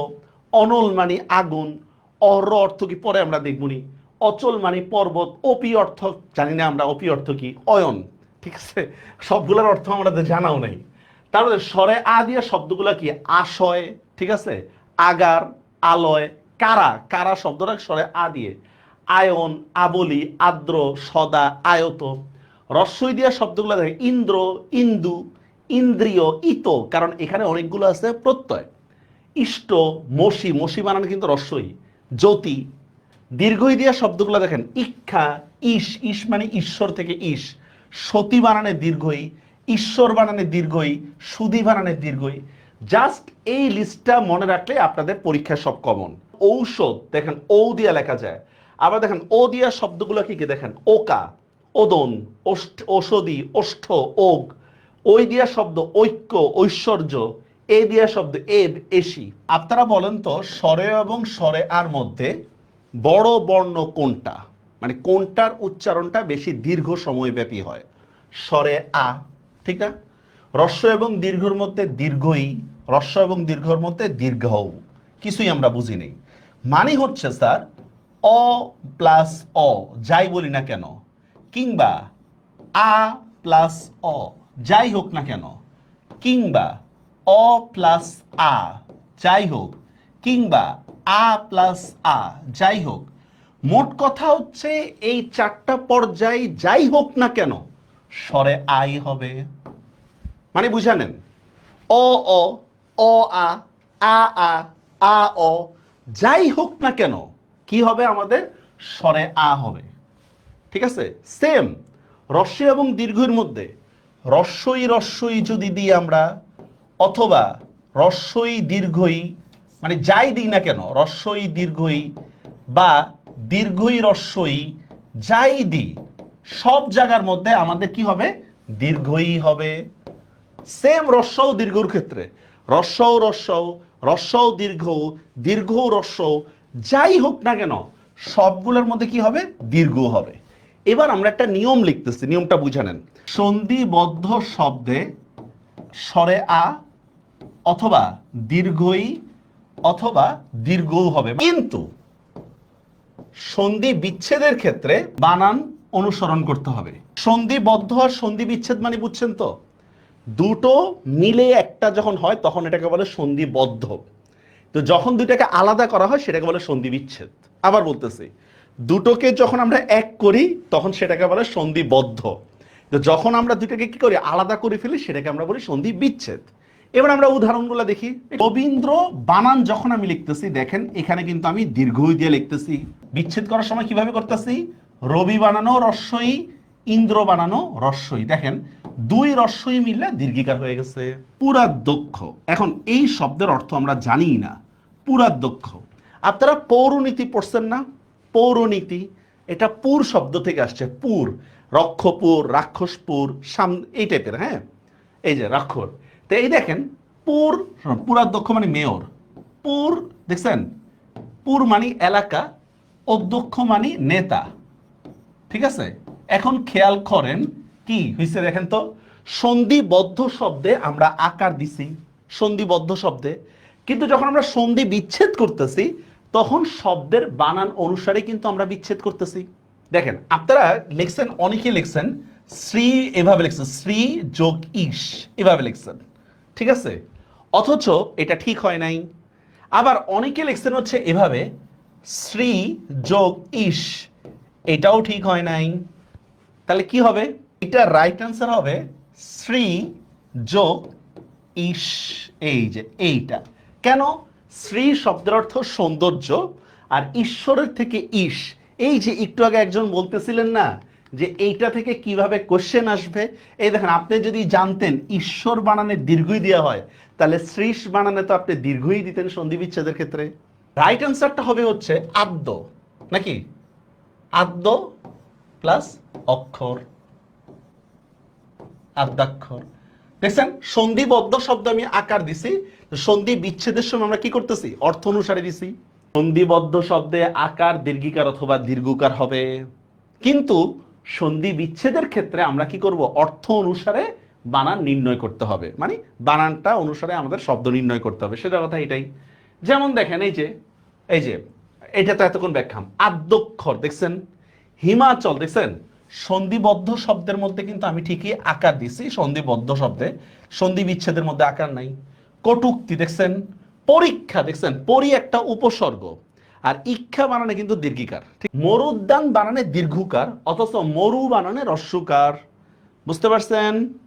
তারপর দেখেন সীমান্ত দেখছেন, সীমান্ত এই আকার তো আছেই, কিন্তু এখানে দেখেন অর্থটা মিলাইছি আমরা। পুরাধ্যক্ষ, উপাচার্য আমরা বলি না, উপাচার্য বলি না আমরা, দেখেন উপাচার্য দেখছেন আকার আছে, কিন্তু দেখেন এখানে কোনো আকার নাই। পানাহার দেখছেন, এই যে পানাহার আকার আছে, কিন্তু এখানে দেখেন কোনো আকার নাই। সবগুলোর মধ্যে একই, দেখেন অনূর্ধ্ব দেখছেন, মুক্তিচ্ছা, সাধুত্তম, ভূর্দ, আদ্যবতী, অদ্যাবতী। এই পেজটা হচ্ছে স্বরসন্ধির প্রাণ। আমি যদি এই পেজটা যদি মনে রাখতে পারি আমরা, যেমন ইচ্ছা বানানে দীর্ঘই দেখছেন, এই যে ইচ্ছা বানানে ইস বানানে হচ্ছে দীর্ঘই, ইচ্ছা বানানে সুদি বানানে দীর্ঘই, তারপর দেখেন এ এসি, এই জিনিসটা যদি আপনি মনে রাখতে পারেন তাহলে আর কোনো ঝামেলা নেই। যৌন শব্দের মধ্যে যদি আমরা জফলা পাই, আমরা পুরো বিশ্লেষণ করব, তাহলে শব্দের প্রথম অংশে আমরা কি করব, রস্বই বা দীর্ঘই দিব, পরের অংশে আমরা কি দিব বলেন তো, জফলার সাথে স্বরধ্বনি। কোন শব্দের মধ্যে যদি আমরা জফলা যদি পাই, প্রথম অংশের শেষে রস্বই বা দীর্ঘিকার হবে, পরের অংশের মধ্যে জফলার সাথে স্বরধ্বনি। আমার অবশ্যই অর্থ মিলতে হবে, কিন্তু অর্থ না মিললে কিন্তু হবে না, ঠিক আছে। জফলার সাথে স্বরধ্বনি, কিছুই আমরা বুঝি নাই, আমরা সহজ একটা উদাহরণ দিই, তাহলে বুঝতে সুবিধা হবে। যেমন ধরেন আমি একটা শব্দ লিখলাম, অত্যন্ত একটা শব্দ লিখলাম, দেখেন দেখেন শুদ্ধিকরণে ভুল ধরে কেন, একটু ভালো করে দেখেন, এখানে জফলা কার সাথে, ত এর সাথে জফলা, ঠিক না। তাহলে আমরা প্রথম অংশটা ভাগ করব কিভাবে বলেন তো, অতি, ঠিক না, অতি, যেহেতু তর সাথে জফলা, কি প্রথম অংশের মধ্যে আমরা রস্বই দিছি, ঠিক আছে। পরে আমরা কি বলছি দেখেন, জফলার সাথে যে স্বরধ্বনিটা হবে এইটা। এখন দেখেন এখানে জফলা শব্দের স্বরধ্বনি কি আছে, স্বরে আ। আমি লিখলাম অতি যোগ আন্ত। এখন একটু খেয়াল করে বলেন তো স্যার, আন্ত বলে কি কোনো শব্দ আছে? আসলে হবে কি বলেন তো, অন্ত, ঠিক না, অতি যোগ অন্ত হবে না। তার মানে এখান থেকেও আমরা কি করব বলেন তো, এখান থেকেও আমরা আকারটা কেটে আমরা শুদ্ধভাবে লিখবো হচ্ছে অত্যন্ত। যদ্যপি একটা শব্দ লিখলাম, যদ্যপি, এখানে দেখেন একটা জফলা আছে কিনা, আছে। তা জফলা থাকলে আমরা জফলার মধ্যে কি দিব, যদি, দেখছেন রস্বইকার দিব। আর এখানে জফলার সাথে কোনো স্বরধ্বনি আছে, আছে, অ একটা স্বরধ্বনি আছে, ঠিক আছে, অ। তো আমরা কি লিখতেছি, যদি যোগ অপি, এটাই কি, যদ্যপি, ঠিক আছে। হ্যাঁ, যদি যোগ অপি, যদ্যপি। ভাঙবো কিভাবে আমরা বলেন তো, অধ্যয়নটা, এখানে জফলা কার সাথে, ধয়ের সাথে আছে, ঠিক না। হ্যাঁ, এখানে ধয়ের সাথে আছে, তাহলে আমরা কি করবো বলেন তো, অধি, তারপর কি হবে বলেন তো, প্লাস অয়ন, অধি প্লাস অয়ন, অধ্যয়ন। তার মানে বুঝতে পারছেন আমার কথাটা, এখানে কি বলা হচ্ছে দেখেন, যৌন শব্দের মধ্যে যদি জফলা পাই, আমরা পুরো বিশ্লেষণ করব, তাহলে শব্দের প্রথম অংশে আমরা কি করব, রস্বই বা দীর্ঘই দিব, পরের অংশে আমরা কি দিব বলেন তো, জফলার সাথে স্বরধ্বনি। গত্যান্তর, বলেন এই বানানটা সঠিক নাকি ভুল, গত্যান্তর। আরেকটা বানান দেখলাম, দেখেন অগ্নুৎপাত, এটা আশা করি পারবেন সবাই, অগ্নুৎপাত, বলেন এই শব্দটা সঠিক নাকি ভুল বানান, কেন ভুল আমাকে একটু বুঝায় বলেন। গত্যান্তরের সন্ধি বিচ্ছেদটা হচ্ছে গতি যোগ অন্তর। একটু খেয়াল করেন কিভাবে আমরা মিলাবো, গ এর গ বসায় দিলাম, ত এর ত বসায় দিলাম, কোনো ঝামেলা নাই। রস্বই প্লাস অন্য স্বরধ্বনি জফলা বসায় দিলাম, ঠিক আছে। এখন এখানে দেখেন আমি লিখছি স্বরে অ, অথচ এখানে দেখেন স্বরে আ। আমরা জানি আন্তর বলে কোনো শব্দ নাই, আছে কি, অন্তর। তার মানে এই বানানটা ভুল। আসলে কি হবে বলেন তো, গত্যন্তর, গত্যান্তর হবে না। খেয়াল করি আমরা অগ্নি প্লাস উৎপাতের মধ্যে, এই দেখেন জাস্ট স্বরেও স্বরেও বসায় দিলাম, গয়ন গয়ন বসায় দিলাম, ঠিক আছে, এখানে দেখেন রস্যি প্লাস অন্য স্বরধ্বনি, রস্যি প্লাস অন্য স্বরধ্বনি হলে একটা জফলা হওয়ার কথা, এখানে জফলাটা নাই, এই জন্য এই বানানটা ভুল। সঠিক বানানটা কি হবে বলেন তো? অগ্নুৎপাত, এখানে একটা জফলা হবে, অগ্নুৎপাত। কোন শব্দের মধ্যে যদি আমাদের জয়ের উপর যদি রেফ থাকে তাহলে আমরা কি করব? জয়ের উপর রেফ, তাহলে আমরা হচ্ছে প্রথম অংশের মধ্যে আমরা কি করব? রয় রস্বীকার আনবো। প্রথম অংশে কি থাকবে? রয় রস্বীকার হবে। রয় দীর্ঘিকার সাধারণত হয় না, রয় দীর্ঘিকার সাধারণত হয় না, ঠিক আছে। পরের অংশের মধ্যে জ এর সাথে স্বরধ্বনি, জ এর সাথে স্বরধ্বনি, আর কিছুই না, জয়ের সাথে স্বরধ্বনি। বুঝিনি আমরা জয়ের সাথে। যেমন আমি একটা শব্দ লিখলাম পর্যবেক্ষণ, খেয়াল করেন শব্দটা আমি লিখলাম পর্যবেক্ষণ। এখন আমি কি করব দেখেন, আমরা কি দেখতেছি এখানে জর সাথে কি আছে? একটা রেফ আছে, জয়ের সাথে একটা রেফ আছে। তো রেফ থাকলে আমরা কি করব বলেন তো? এটাকে রয় রশ্মিতে কনভার্ট করব, তাহলে পরি হইছে, পরি। এবার দেখেন পর্যবেক্ষণ, জয়ের মধ্যে একটা অ উচ্চারণ আছে কিনা জয়ের মধ্যে, এই অটাই আমি এখানে দিয়ে দিচ্ছি, দেখেন পরিযোগ অবেক্ষণ, শেষ, পর্যবেক্ষণ। এটা তো আপনারা পড়ছেন, পরিযোগ অন্ত। আমার অর্থের দিকটা কিন্তু খেয়াল রাখতে হবে, বারবার বলতেছি। কার্যালয় শব্দের সন্ধি হচ্ছে কি? একজন লিখছেন কারি যোগ আলয়। আচ্ছা আপনারাই বলেন তো, কারি কোনো শব্দের অর্থ আছে? কারি শব্দের কোনো অর্থ আছে? নাই। তাহলে আমরা কি করব বলেন তো? ইজিটা করব, এটা কার্য যোগ আলয়। এটা তো প্রথম নিয়মে পড়ছে, এটা তো এই নিয়মে পড়েই নাই। এতক্ষণ যে কথাগুলো বলছি ওই জিনিসটাই এখানে দেখছি, শেষ, আর কিছুই না। দেখেন কি বলতেছি, দেখেন রস্যি প্লাস দীর্ঘ, রস্যি বা দীর্ঘই প্লাস অন্য স্বরধ্বনি যদি হয় তাহলে সেখানে জফলা হবে বা জর উপর রেফ হবে, জফলা হবে বা জর উপর রেফ হবে।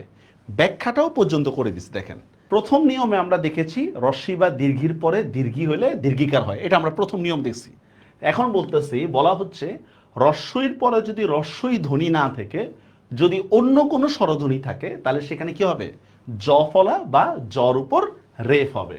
যেমন দেখেন এই যে এতক্ষণ যে কথাগুলো বলছি, দেখেন এই যে যদ্যপি, যদি যোগ অপি, অত্যাচার, দেখেন অতি যোগ আচার, হ্যাঁ অতি যোগ আচার, অগ্নুৎপাত, মস্যাদার, জাত্যভিমান। আচ্ছা এই দেখেন এটাকে যদি আমি লিখি জাত্যাভিমান, দেখেন এগুলো কিন্তু শুদ্ধিকরণে আসে, এটা সঠিক না ভুল বলেন তো? জাত্যাভিমান ভুল, কারণ জাতিযোগ আভিমান বলে কোনো শব্দ নাই, ঠিক আছে। জাতিযোগ কি হবে? অভিমান হবে, ঠিক আছে। নদ্যম্বু, এই দেখেন এই বানানটা দেখেন, একটা ভয়ঙ্কর বানান দেখছেন, অত্যৈশ্বর্য দেখছেন, অতি যোগ ঐশ্বর্য দেখছেন, অতি যোগ ঐশ্বর্য, অত্যৈশ্বর্য। যেমন এই যে অনেকেই লেখে এরকম অত্যাধিক। আচ্ছা আপনারাই বলেন অত্যাধিক বানানটা সঠিক না ভুল? সন্ধি নিয়মই আপনারা বের করতে পারবেন। অত্যাধিক বানানটা ভুল, কি হবে বলেন তো? অত্যধিক, কারণ সন্ধি বিচ্ছেদ কি হবে বলেন তো? অতি যোগ অধিক, অতি যোগ অধিক, এখান থেকে অত্যধিক, অত্যাধিক হবে না। কোন শব্দের মধ্যে যদি আমরা যদি বফলা যদি পাই তাহলে প্রথম অংশের শেষে আমরা কি করব? হ্রস্ব বা দীর্ঘ আনবো। কি বললাম? হ্রস্ব বা দীর্ঘ আনবো। বফলা যদি হয় তাহলে প্রথম অংশের শেষে কি হবে? হ্রস্ব বা দীর্ঘ হবে, প্লাস বফলার সাথে স্বরধ্বনি, স্বরধ্বনি। যেমন একটা অন্বেষণ শব্দের মধ্যে বফলাটা কার সাথে? নয়ের সাথে, তাহলে হ্রস্বকারটা কার সাথে হবে? নয়ের সাথেই হবে। আমি লিখলাম অনু, হয়ে গেছে, অনু হয়ে গেছে, প্লাস নয়ের বফলার সাথে কোন স্বরধ্বনি আছে? এ, অনু যোগ এষণ, অন্বেষণ, শেষ। অন্যয়, অন্যয় মানে মিল সাধন করা, অন্যয়। তাহলে দেখেন বফলা যেহেতু আছে হ্রস্বকারটা কার সাথে হবে? নয়ের সাথে হবে, অনু যোগ অয়, অন্যয়। এই শব্দের সন্ধি বিচ্ছেদটা কি হবে দেখি পারেন কিনা? সু যোগ অল্প, সু যোগ অল্প। স্বার্থ শব্দের সন্ধি বিচ্ছেদটা কি? স্বার্থ, এটা হচ্ছে সযোগ অর্থ। এটা কি এই নিয়মে পড়ছে আমাদের? না, এটা এই নিয়মে পড়েই নাই, এটা প্রথম নিয়মে পড়ছে, এটা প্রথম নিয়তে পড়ছে, ঠিক না? হ্যাঁ, স্বার্থ মানে কি? নিজের বিষয়টাই তো, এই স মানে নিজের, ঠিক আছে, স। আচ্ছা সেম দেখি এবার পারেন কিনা, স্বাগত, এটা আপনারা পারেন, স্বাগত। দেখি কি হবে বলেন তো? স্বাগত, সু যোগ আগত, এটা পারবেন, এটা আমাদের এই রুলস অনুসারে পড়ছে। তাহলে বুঝতে পারছেন তো, আগেরটা যারা জফলাটা বুঝছেন তারা এই বফলাটা ইজিলি বুঝতে পারতেছেন। রস্যু বা দীর্ঘর পর যদি অন্য স্বরধ্বনি হয় তাহলে বফলা হবে। দেখছেন যে পশ্চাচার, দেখছেন পশ্চাচার, দেখেন পশু যোগ আচার। পশ্চধম, দেখেন পশু যোগ অধম। সায়ত্ত, দেখছেন সুযোগ আয়ত্ত। তন্নি, এই যে তন্নি বানান সন্ধি, দেখেন এই যে দেখেন বফলা আছে এই জন্য তনু যোগ দীর্ঘই। মন্বন্তর, দেখছেন মনু যোগ অন্তর স্বল্প। এখানে যে এক্সাম্পলগুলো দিচ্ছি এগুলা থেকে পরীক্ষা পড়ে যাবে, কমন পড়ে যাবে।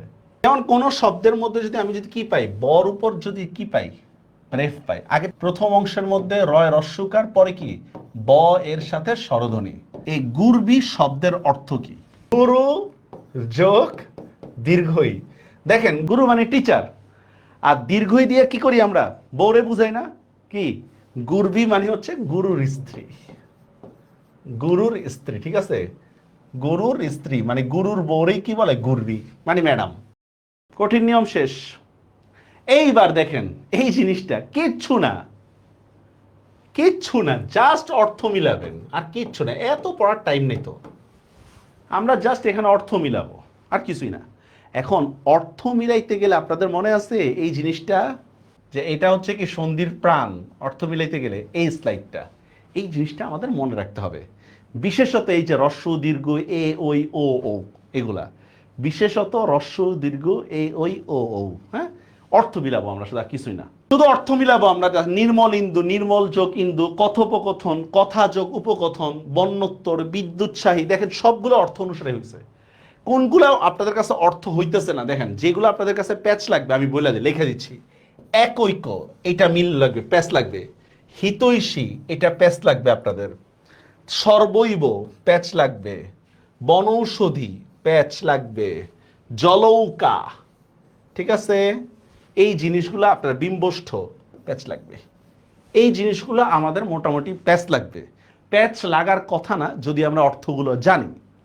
এই যে জিনিসটা আছে না, এই লাস্ট জিনিসটা, এইটা হচ্ছে স্যার, এইটা হচ্ছে প্রত্যয়। বেসিক্যালি এটা হচ্ছে প্রত্যয়ের এগুলা, হ্যাঁ এগুলোর জোর করে সন্ধি বানাইছে। এগুলা বেসিক্যালি হচ্ছে প্রত্যয়, কিন্তু বানাইছে কি সন্ধি। এখন আপনারা এগুলো মুখস্থ করছেন জানি, এগুলো মুখস্থ করছেন, তাই একটু ব্যাখ্যা করে করে পড়াই আমরা। দেখে এগুলো আপনাদের মুখস্থ আছে। যেমন কি বলতেছি আমরা, যদি কোনো শব্দের মধ্যে যদি অব থাকে, অব, তাহলে প্রথম অংশের মধ্যে ও আনবেন, পরে কি আনবেন অন্য স্বরধ্বনি আনবেন, বর সাথে অন্য স্বরধ্বনি আনবেন, এটাই তো। হ্যাঁ যেমন দেখেন লবণ, এই দেখেন লবণ শব্দের মধ্যে অব উচ্চারণ আছে কিনা, লবণ, লবণ শব্দের মধ্যে অব উচ্চারণ আছে। তাহলে আমরা কি করব, প্রথম অংশের মধ্যে ল ওকার আনবো, পরে দেখেন বয়ের সাথে স্বরধ্বনি লো যোগ অন। এখন মজার একটা বিষয় বলি, আপনারা লোনা পানি নাম শুনছেন না? লোনা পানি, লোনা পানি থেকে কিন্তু লবণ, লোনা পানি। এরপর দেখেন আব, যেটা বলতেছে আব, যেমন দেখেন এই যে আবেরটা দেখেন, এই যে নাবিক, নাবিক, খেয়াল করেন আব থাকলে কি হবে, প্রথম অংশের মধ্যে ঔ হবে, প্রথম অংশের মধ্যে। তাহলে আমরা কি করব বলেন তো, ন ঔকার হইছে। তারপর কি বয়ের সাথে স্বরধ্বনি নৌ যোগ ইক, একটু খেয়াল করেন তো, নৌযান যে চালায় তাকে কি নাবিক বলে না? নৌযান যে চালায় তাকে কি নাবিক বলে না? এসি মানে খোঁজ করা। আরেকটা উদাহরণ দিই, যেমন দেখেন আমি লিখলাম গবেষণা, দেখেন এখানে একটা অব উচ্চারণ আছে কিনা, অব, গব, দেখেন তো অব উচ্চারণ আছে না? তো অব থাকলে আমরা কি করব, প্রথম অংশের মধ্যে গো হইছে, পরে কি বয়ের সাথে স্বরধ্বনি, এখানে বয়ের সাথে কি আছে এ, তাহলে দেখেন গবেষণা। গবেষণা শব্দের অর্থ হচ্ছে গরু খোঁজা, গবেষণা শব্দের অর্থ হচ্ছে গরু খোঁজা। এখান থেকে পাবক, সেম পাবক, পৌ যোগ অক, পাবক, অব আছে না? যেমন দেখেন শয়ন, শয়ন, দেখেন এখানে একটা অয় শব্দের উচ্চারণ আছে, অয়। তাহলে আমরা কি করবো বলুন তো, প্রথম অংশের মধ্যে এ দিব, সে প্লাস অন। এই এক্সাম্পল গুলা থেকেই আসবে, আপনার চিন্তা নাই।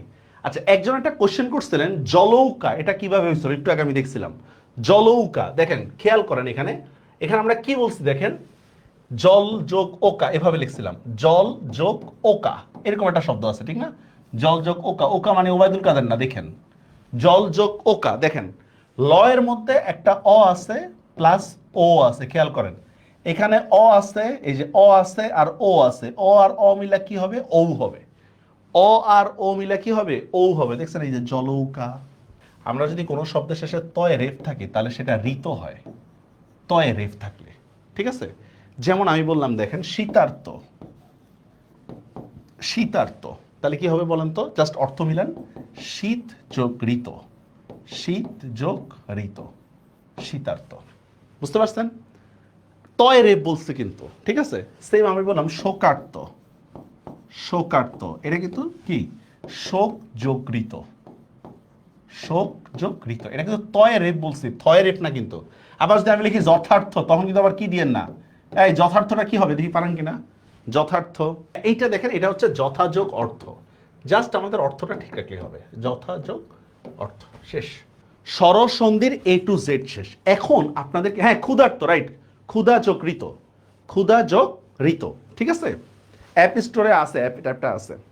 জনৈক সন্ধি বিচ্ছেদ, এই দেখেন জনৈক, দেখেন এই দেখেন জনৈকটা কিভাবে হয়েছে, এই দেখেন ওই না, এই দেখেন জন, দেখেন জন প্লাস এক। এখন খেয়াল করেন আমাদের জনের মধ্যে একটা কি আছে, অ আছে, আর এখানে কি আছে, এ আছে। অ আর এ মিলা কি হবে, ওই হবে। এই দেখেন অ আর এ মিলা দেখেন তো ওই হয়েছে কিনা, জনৈক। ব্যতিক্রম, ব্যতিক্রম না, আমরা নিয়ম বহির্ভূত, হ্যাঁ এরকম কিছু শব্দ আছে নিয়ম বহির্ভূত। এই কিছু শব্দ নিয়ে আপনাদের ঝামেলা আছে, ঝামেলাটা একটু ভালো করে দেখেন। যেমন একজন একটা লিখছেন মিথ্যুক শব্দের সন্ধিবিচ্ছেদ কি, ঠিক না? আচ্ছা আপনারাই বলেন তো মিথ্যুক শব্দের সন্ধিবিচ্ছেদটা কি? মিথ্যা যোগ উক, রাইট, কি লিখছেন? মিথ্যা যোগ উক, ঠিক না? মিথ্যা যোগ উক, এটা বলতেছেন কি মিথ্যুক, পারছেন, আপনাদের সন্ধি ঠিক। আচ্ছা এখানে দেখেন তো একটু খেয়াল করে, আমরা মিথ্যার মধ্যে একটা আ আছে কিনা, মিথ্যা। উকের মধ্যে একটা রস্য আছে কিনা, আছে না? কি উকের মধ্যে একটা রস্য আছে তো। আচ্ছা এখন আপনারাই দেখেন তো আমরা কি নিয়ম লিখছি, দেখেন তো, এই দেখেন এখানে আর পরে যদি রস্য থাকে, আর পরে যদি রস্য থাকে তাহলে ও হওয়ার কথা না? আর পরে যদি রস্য থাকে তাহলে কি ও হওয়ার কথা না? যেমন আপনাদেরকে আরেকটা উদাহরণ দিই, এটা পারেন কিনা দেখি বলেন তো। গঙ্গোপাধ্যায় এই শব্দের সন্ধি বিচ্ছেদটা কি বলেন তো? গঙ্গোপাধ্যায়, গঙ্গা যোগ উপাধ্যায়, ঠিক না?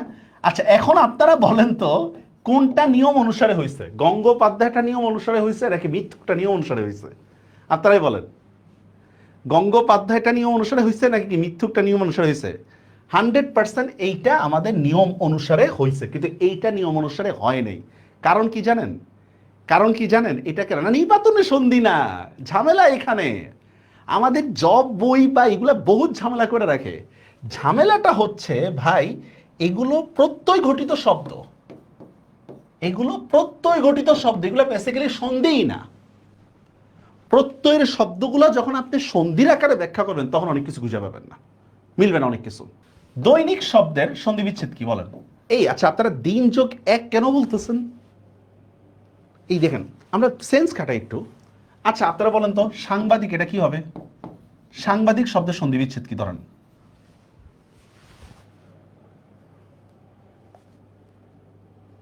হ্যাঁ অশব্দনির সাথেই থাকে তো অ।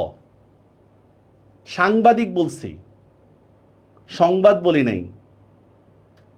কি তাহলে সংবাদ যোগ ইক হইলে, আপনারা বলেন সংবাদ যোগ ইক হইলে এখানে আপনারা কেন দিন যোগ ইক দিচ্ছেন না? এটাও তো দিন যোগ ইক, দিন যোগ এক না। এটা ভুল পড়ায় অনেক জায়গায়, বড় বড় জবের কথা দুনিয়ার ভুল লেখে।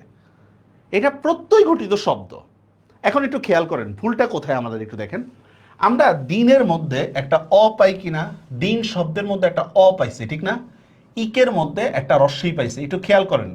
সন্ধির নিয়ম অনুসারে অ প্লাস রস্যই হলে কি হয় আমরা একটু দেখে আসি তো। এই দেখেন অ প্লাস রস্যই, অ প্লাস রস্যই হলে এ হওয়ার কথা না? কি অ প্লাস রস্যই এক্ষেত্রে কি হবে, এ হবে না? যেমন দেখেন এই যে নির্মলেন্দু, দেখছেন এ হইছে না? তাহলে এখানে হিসাব মতে এটা কি হওয়া দরকার ছিল বলেন তো আপনাদের? এটা কি দৈনিক হওয়ার কথা ছিল নাকি দৈনিক হওয়ার কথা ছিল? বলেন, এটা কি সন্ধির নিয়ম অনুসারে দৈনিক হওয়ার কথা ছিল নাকি দৈনিক হওয়ার কথা ছিল? কি দৈনিক হওয়ার কথা ছিল না? তার মানে এগুলা বেসিক্যালি সন্ধির প্রত্যয় না, এগুলা হচ্ছে প্রত্যয়। এগুলো আমাদের কমন পড়বে না। এটার জন্য আমাদের কি জানতে হবে? প্রকৃতির প্রত্যয় জানতে হবে। কিন্তু আমাদের জবের বইগুলা কি করে বা পরীক্ষার মধ্যে কি করে, প্রত্যয়টারে সন্ধির মধ্যে ঢুকাইতে, তখন আমাদের মাথা খারাপ হয়ে যায়। এবার দেখেন আপনারাই বের করবেন কেন এগুলা নিপাতনে সিদ্ধ। কুলটা, এই শব্দের সন্ধি বিচ্ছেদ হচ্ছে কুল যোগ অটা। কুল যোগ অটা, তা হিসাব মতে অ প্লাস অ মিলে আ হওয়ার হিসেবে কুলাটা হওয়ার কথা ছিল না? কি কুল যোগ অটা, হ্যাঁ এটা কি কুলাটা হওয়ার কথা ছিল না? না, আমরা কি বলতেছি কুলটা। তারপর দেখেন তারপর দেখেন এই যে গবাক্ষ, দেখেন গো যোগ অক্ষ, হিসাব মতো এটা হওয়া উচিত ছিল গোবক্ষ, কিন্তু কি হইতেছে গবাক্ষ। ঠিক আছে, হইতেছে কি গবাক্ষ। তারপরে এই নিয়মগুলা দেখেন, এগুলা নিয়ম অনুসারে হয়নি বলে আমরা কি বলতেছি নিপাতনে সিদ্ধ। বুঝতে পারছেন? নিপাতনে সিদ্ধ মানে নিয়ম অনুসারেই হয় নাই। নিপাতনে সিদ্ধ মানে হচ্ছে নিয়ম অনুসারেই হয় নাই। বুঝতে পারছেন? যখন কোনো কিছু নাম পারি না আমরা তখন কি বলি ব্যতিক্রম বলি না? ঠিক এই জিনিসটা এই আপনাদের দেখা দিয়েছে প্রৌঢ়, এটা নিয়ম অনুসারে হওয়ার কথা ছিল প্রৌঢ়, কিন্তু প্রৌঢ় না হয়ে কি হয়েছে প্রৌঢ়। আমি এখন আপনাদের সামনে কুইজে চলে যাচ্ছি। এতক্ষণ আপনারা বহু বকবক করলেন, আসেন রেডি, রাইট, শুরু করি আমরা। প্রত্যেকটা ভুলের জন্য 0.25 করে নেগেটিভ থাকবে। সবাই খাতা কলম নেন। ফার্স্ট কোশ্চেন, একের কত এভাবে বলেন, হ্যাঁ হিমাচল শব্দের সন্ধি বিচ্ছেদ কি? আচ্ছা, হিমাচল শব্দের সন্ধি বিচ্ছেদ হচ্ছে এইটা, হিম যোগ অচল, ঠিক না? অর্থ মিলাইতে হবে আমাদের, অর্থ না মিললে হবে না। এইবার আসেন, কোনটি স্বরসন্ধি? এই শব্দগুলোর হচ্ছে সন্ধি বিচ্ছেদ করেন, তাহলে বুঝতে পারবেন যে কোনটা স্বরসন্ধি। মনোরম শব্দের সন্ধি বিচ্ছেদটা হচ্ছে মন বিসর্গ যোগ রম। আচ্ছা, সদ্যজাত শব্দের সন্ধি বিচ্ছেদ হচ্ছে সদ্য বিসর্গ যোগ জাত। জগৎ মোহন, এটা হচ্ছে জগৎ যোগ মোহন। অস্ত্রোপচার, অস্ত্রোপচার শব্দের সন্ধি বিচ্ছেদটা হচ্ছে অস্ত্র যোগ উপচার। এটার রাইট অ্যান্সার হচ্ছে স্যার, রাইট অ্যান্সার হচ্ছে অস্ত্রোপচার। ঠিক আছে, যেমন দেখাই আপনাদেরকে, যেমন বিসর্গ সন্ধিতে বলছিলাম পরবর্তী বর্ণ হ্রস্ব হইতে পারবে না। যেমন দেখেন কথোপকথন, একটা কথোপকথন, এটা সন্ধি বিচ্ছেদ হচ্ছে কথা যোগ উপকথন, কথা যোগ উপকথন। ঠিক আছে, স্বরসন্ধি। রাইট অ্যান্সারটা হচ্ছে কিন্তু অস্ত্রোপচার। আর জগৎমোহন এটা হচ্ছে ব্যঞ্জন সন্ধি, সদ্যজাত আর মনোরম হচ্ছে বিসর্গ সন্ধি। ভ্রাতুষ্পুত্র এই শব্দের সন্ধি বিচ্ছেদটা কি? তিনের সি, ভ্রাতুষ্পুত্র। আপনি যদি তিনের বি বলেন তাহলে এখানে রস্য কই গেল? এখানে তো রস্য নাই। নিচের কোন শব্দটা সঠিক? আচ্ছা, এখানে দুইটা অ্যান্সার রাইট। ঠিক আছে, এখানে দুইটা অ্যান্সার রাইট। বলি কি কি অ্যান্সার রাইট? অগ্নুৎপাত বানানটা কি ঠিক আছে? হ্যাঁ ঠিক আছে, এইটাও রাইট, এইটাও রাইট। কিভাবে এটা রাইট দেখেন, দুইটাই কিভাবে রাইট। এটা হচ্ছে স্যার বৃহৎ যোগ অংশ, বৃহৎ যোগ অংশ। ঠিক আছে, এটাই আমরা বলতেছি হচ্ছে বৃহৎ অংশ। ঠিক আছে, আর এইটা তো আমি আপনাদেরকে সন্ধি বিচ্ছেদ করে দিলাম, ঠিক না? বৃহৎ অংশ। অগ্নুৎপাত গয়ন রস্যকার জফলা, হ্যাঁ জফলা অগ্নুৎপাত। আচ্ছা, তারপর আসেন, আচ্ছা কে বলতে পারবেন এইটা সঠিক বানান কি? ডাবল মার্কস পাবেন না? ডাবল মার্কস পাবেন না, সেম মার্কস। এইটা সঠিক বানান কি কেউ বলতে পারবেন? এটা সঠিক বানান হচ্ছে শিরশ্ছেদ। হ্যাঁ, এটা যেন মনে থাকে, হ্যাঁ শিরশ্ছেদ। সন্নিহিত শব্দের সন্ধি বিচ্ছেদ কি দেখি পারেন কিনা? সমযোগ নিহিত, সমযোগ নিহিত। পরের অপশন, আদ্যাক্ষর শব্দের সন্ধি বিচ্ছেদ কি? ছয়ের কত?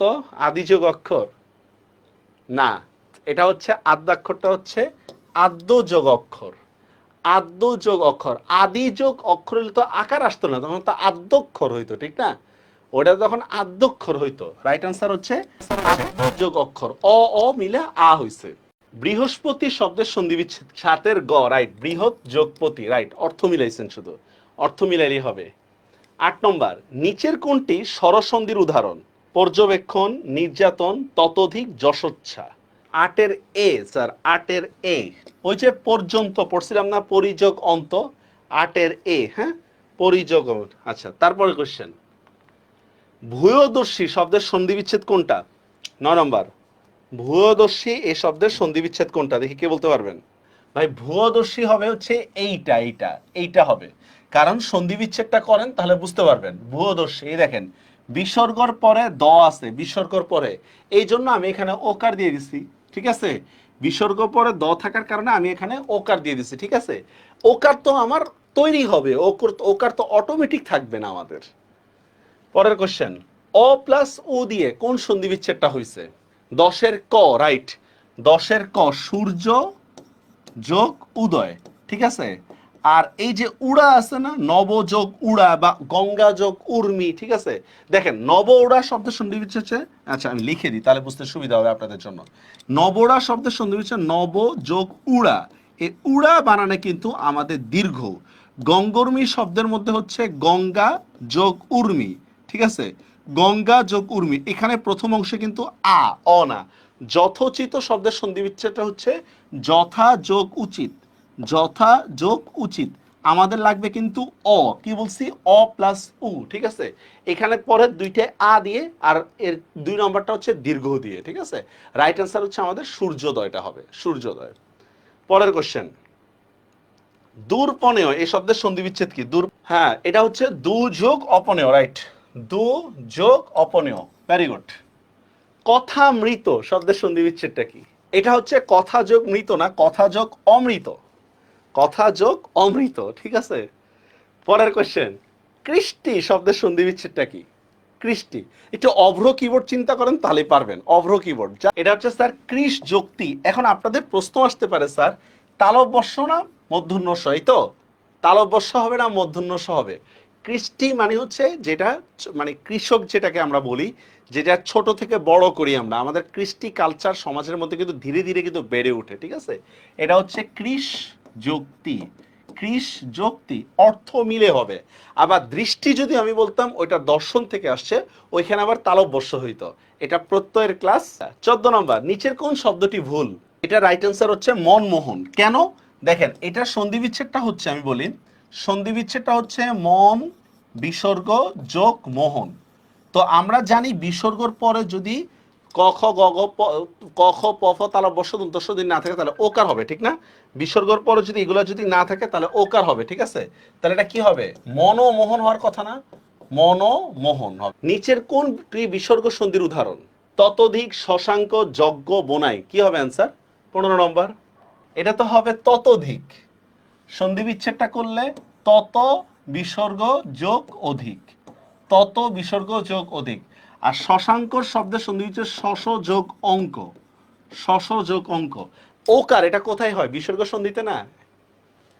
16 নম্বর, নিচের কোন বানানটি ভুল? দূরবীন, চলৎ শক্তি, অগ্নুৎপাত, সৃষ। 16 হবে এ হবে স্যার, 16 এ মনে রাখবেন। দূরবীন ফার্সি ভাষার শব্দ, এই জন্য এটা রস্যকার হবে, ঠিক আছে। মাতৃভাষা হিসাবে সবচেয়ে বেশি ব্যবহৃত ভাষা কোনটা? মাতৃভাষা হিসাবে সবচেয়ে বেশি ব্যবহৃত হচ্ছে মান্দারিন ভাষা, চায়নার ভাষাটা আর কি, মাতৃভাষা হিসাবে বেশি ব্যবহৃত। পরের কোশ্চেন, খাট ভাঙলে ভূমি সজ্জায়, এই প্রবাদ বাক্যের অর্থ কি? এটা হচ্ছে অবস্থার সাথে খাপ খাওয়ানো, রাইট। ফুল কুমারী শব্দের ব্যাস বাক্য কোনটা? 19 নম্বর, ফুল ও কুমারী, ফুল যে কুমারী, কুমারী ফুলের ন্যায়, ফুল কুমারীর ন্যায়, কি হবে? আচ্ছা 19-এর হচ্ছে সি, কুমারী ফুলের ন্যায়। সমাসের ক্লাস আপনারা করছেন আমি জানি, খুব ভালো করেই পারেন, এই যে তার প্রমাণ দিলেন, ভেরি গুড। নিচের কোনটি উপসর্গযোগে গঠিত নয়? 20 নম্বর, নিমরাজি, নিমতিতা, স্বাগত, হররোজ, কি হবে অ্যান্সার? রাইট অ্যান্সার হচ্ছে নিম তিতা। এটা হচ্ছে ব্যাস বাক্যটা হচ্ছে নিমের ন্যায় তিতা, নিমের ন্যায় তিতা, ঠিক আছে। এটা উপসর্গ দিয়ে গঠিত না। নিমরাজি মানে একটু রাজি, স্বাগত সুযোগ আগত, সু একটা উপসর্গ, ঠিক আছে। আর হররোজ, হর একটা উপসর্গ। পরের কোশ্চেন, নিচের কোন বানানটা ভুল? 21 নম্বর কোশ্চেন, দেখি পারেন কিনা। কোন বানানটা ভুল?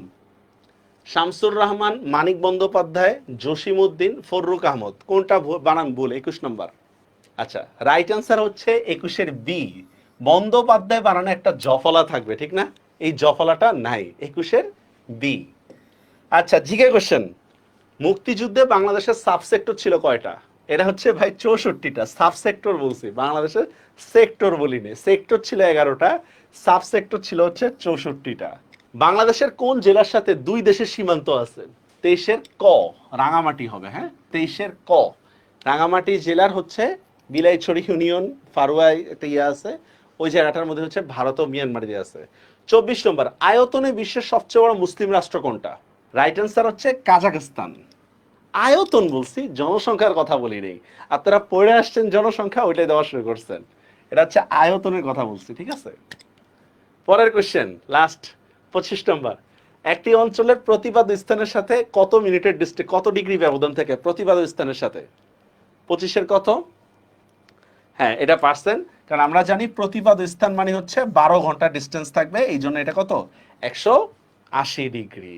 বাংলা পড়তে গেলে ভালো করে পড়তে হবে, ঠিক আছে? আর একবার বাংলা বুঝে পড়লে দেখবেন পড়াগুলো খুব সহজ, একবার যদি বুঝে পড়েন। আর অন্যরা যেটা বুঝে না, অন্যরা যেটা পারে না, সেটা আপনি পারেন, সেটা কিন্তু অনেক মানে আর মারাত্মক একটা বিষয়। তাহলে ভালো থাকবেন, ভালো করে প্র্যাকটিস করবেন। দেখা হবে আপনারা যখন আরো বড় হবেন, হ্যাঁ, তখন ইনশাল্লাহ দেখা হবে। আল্লাহ হাফিজ।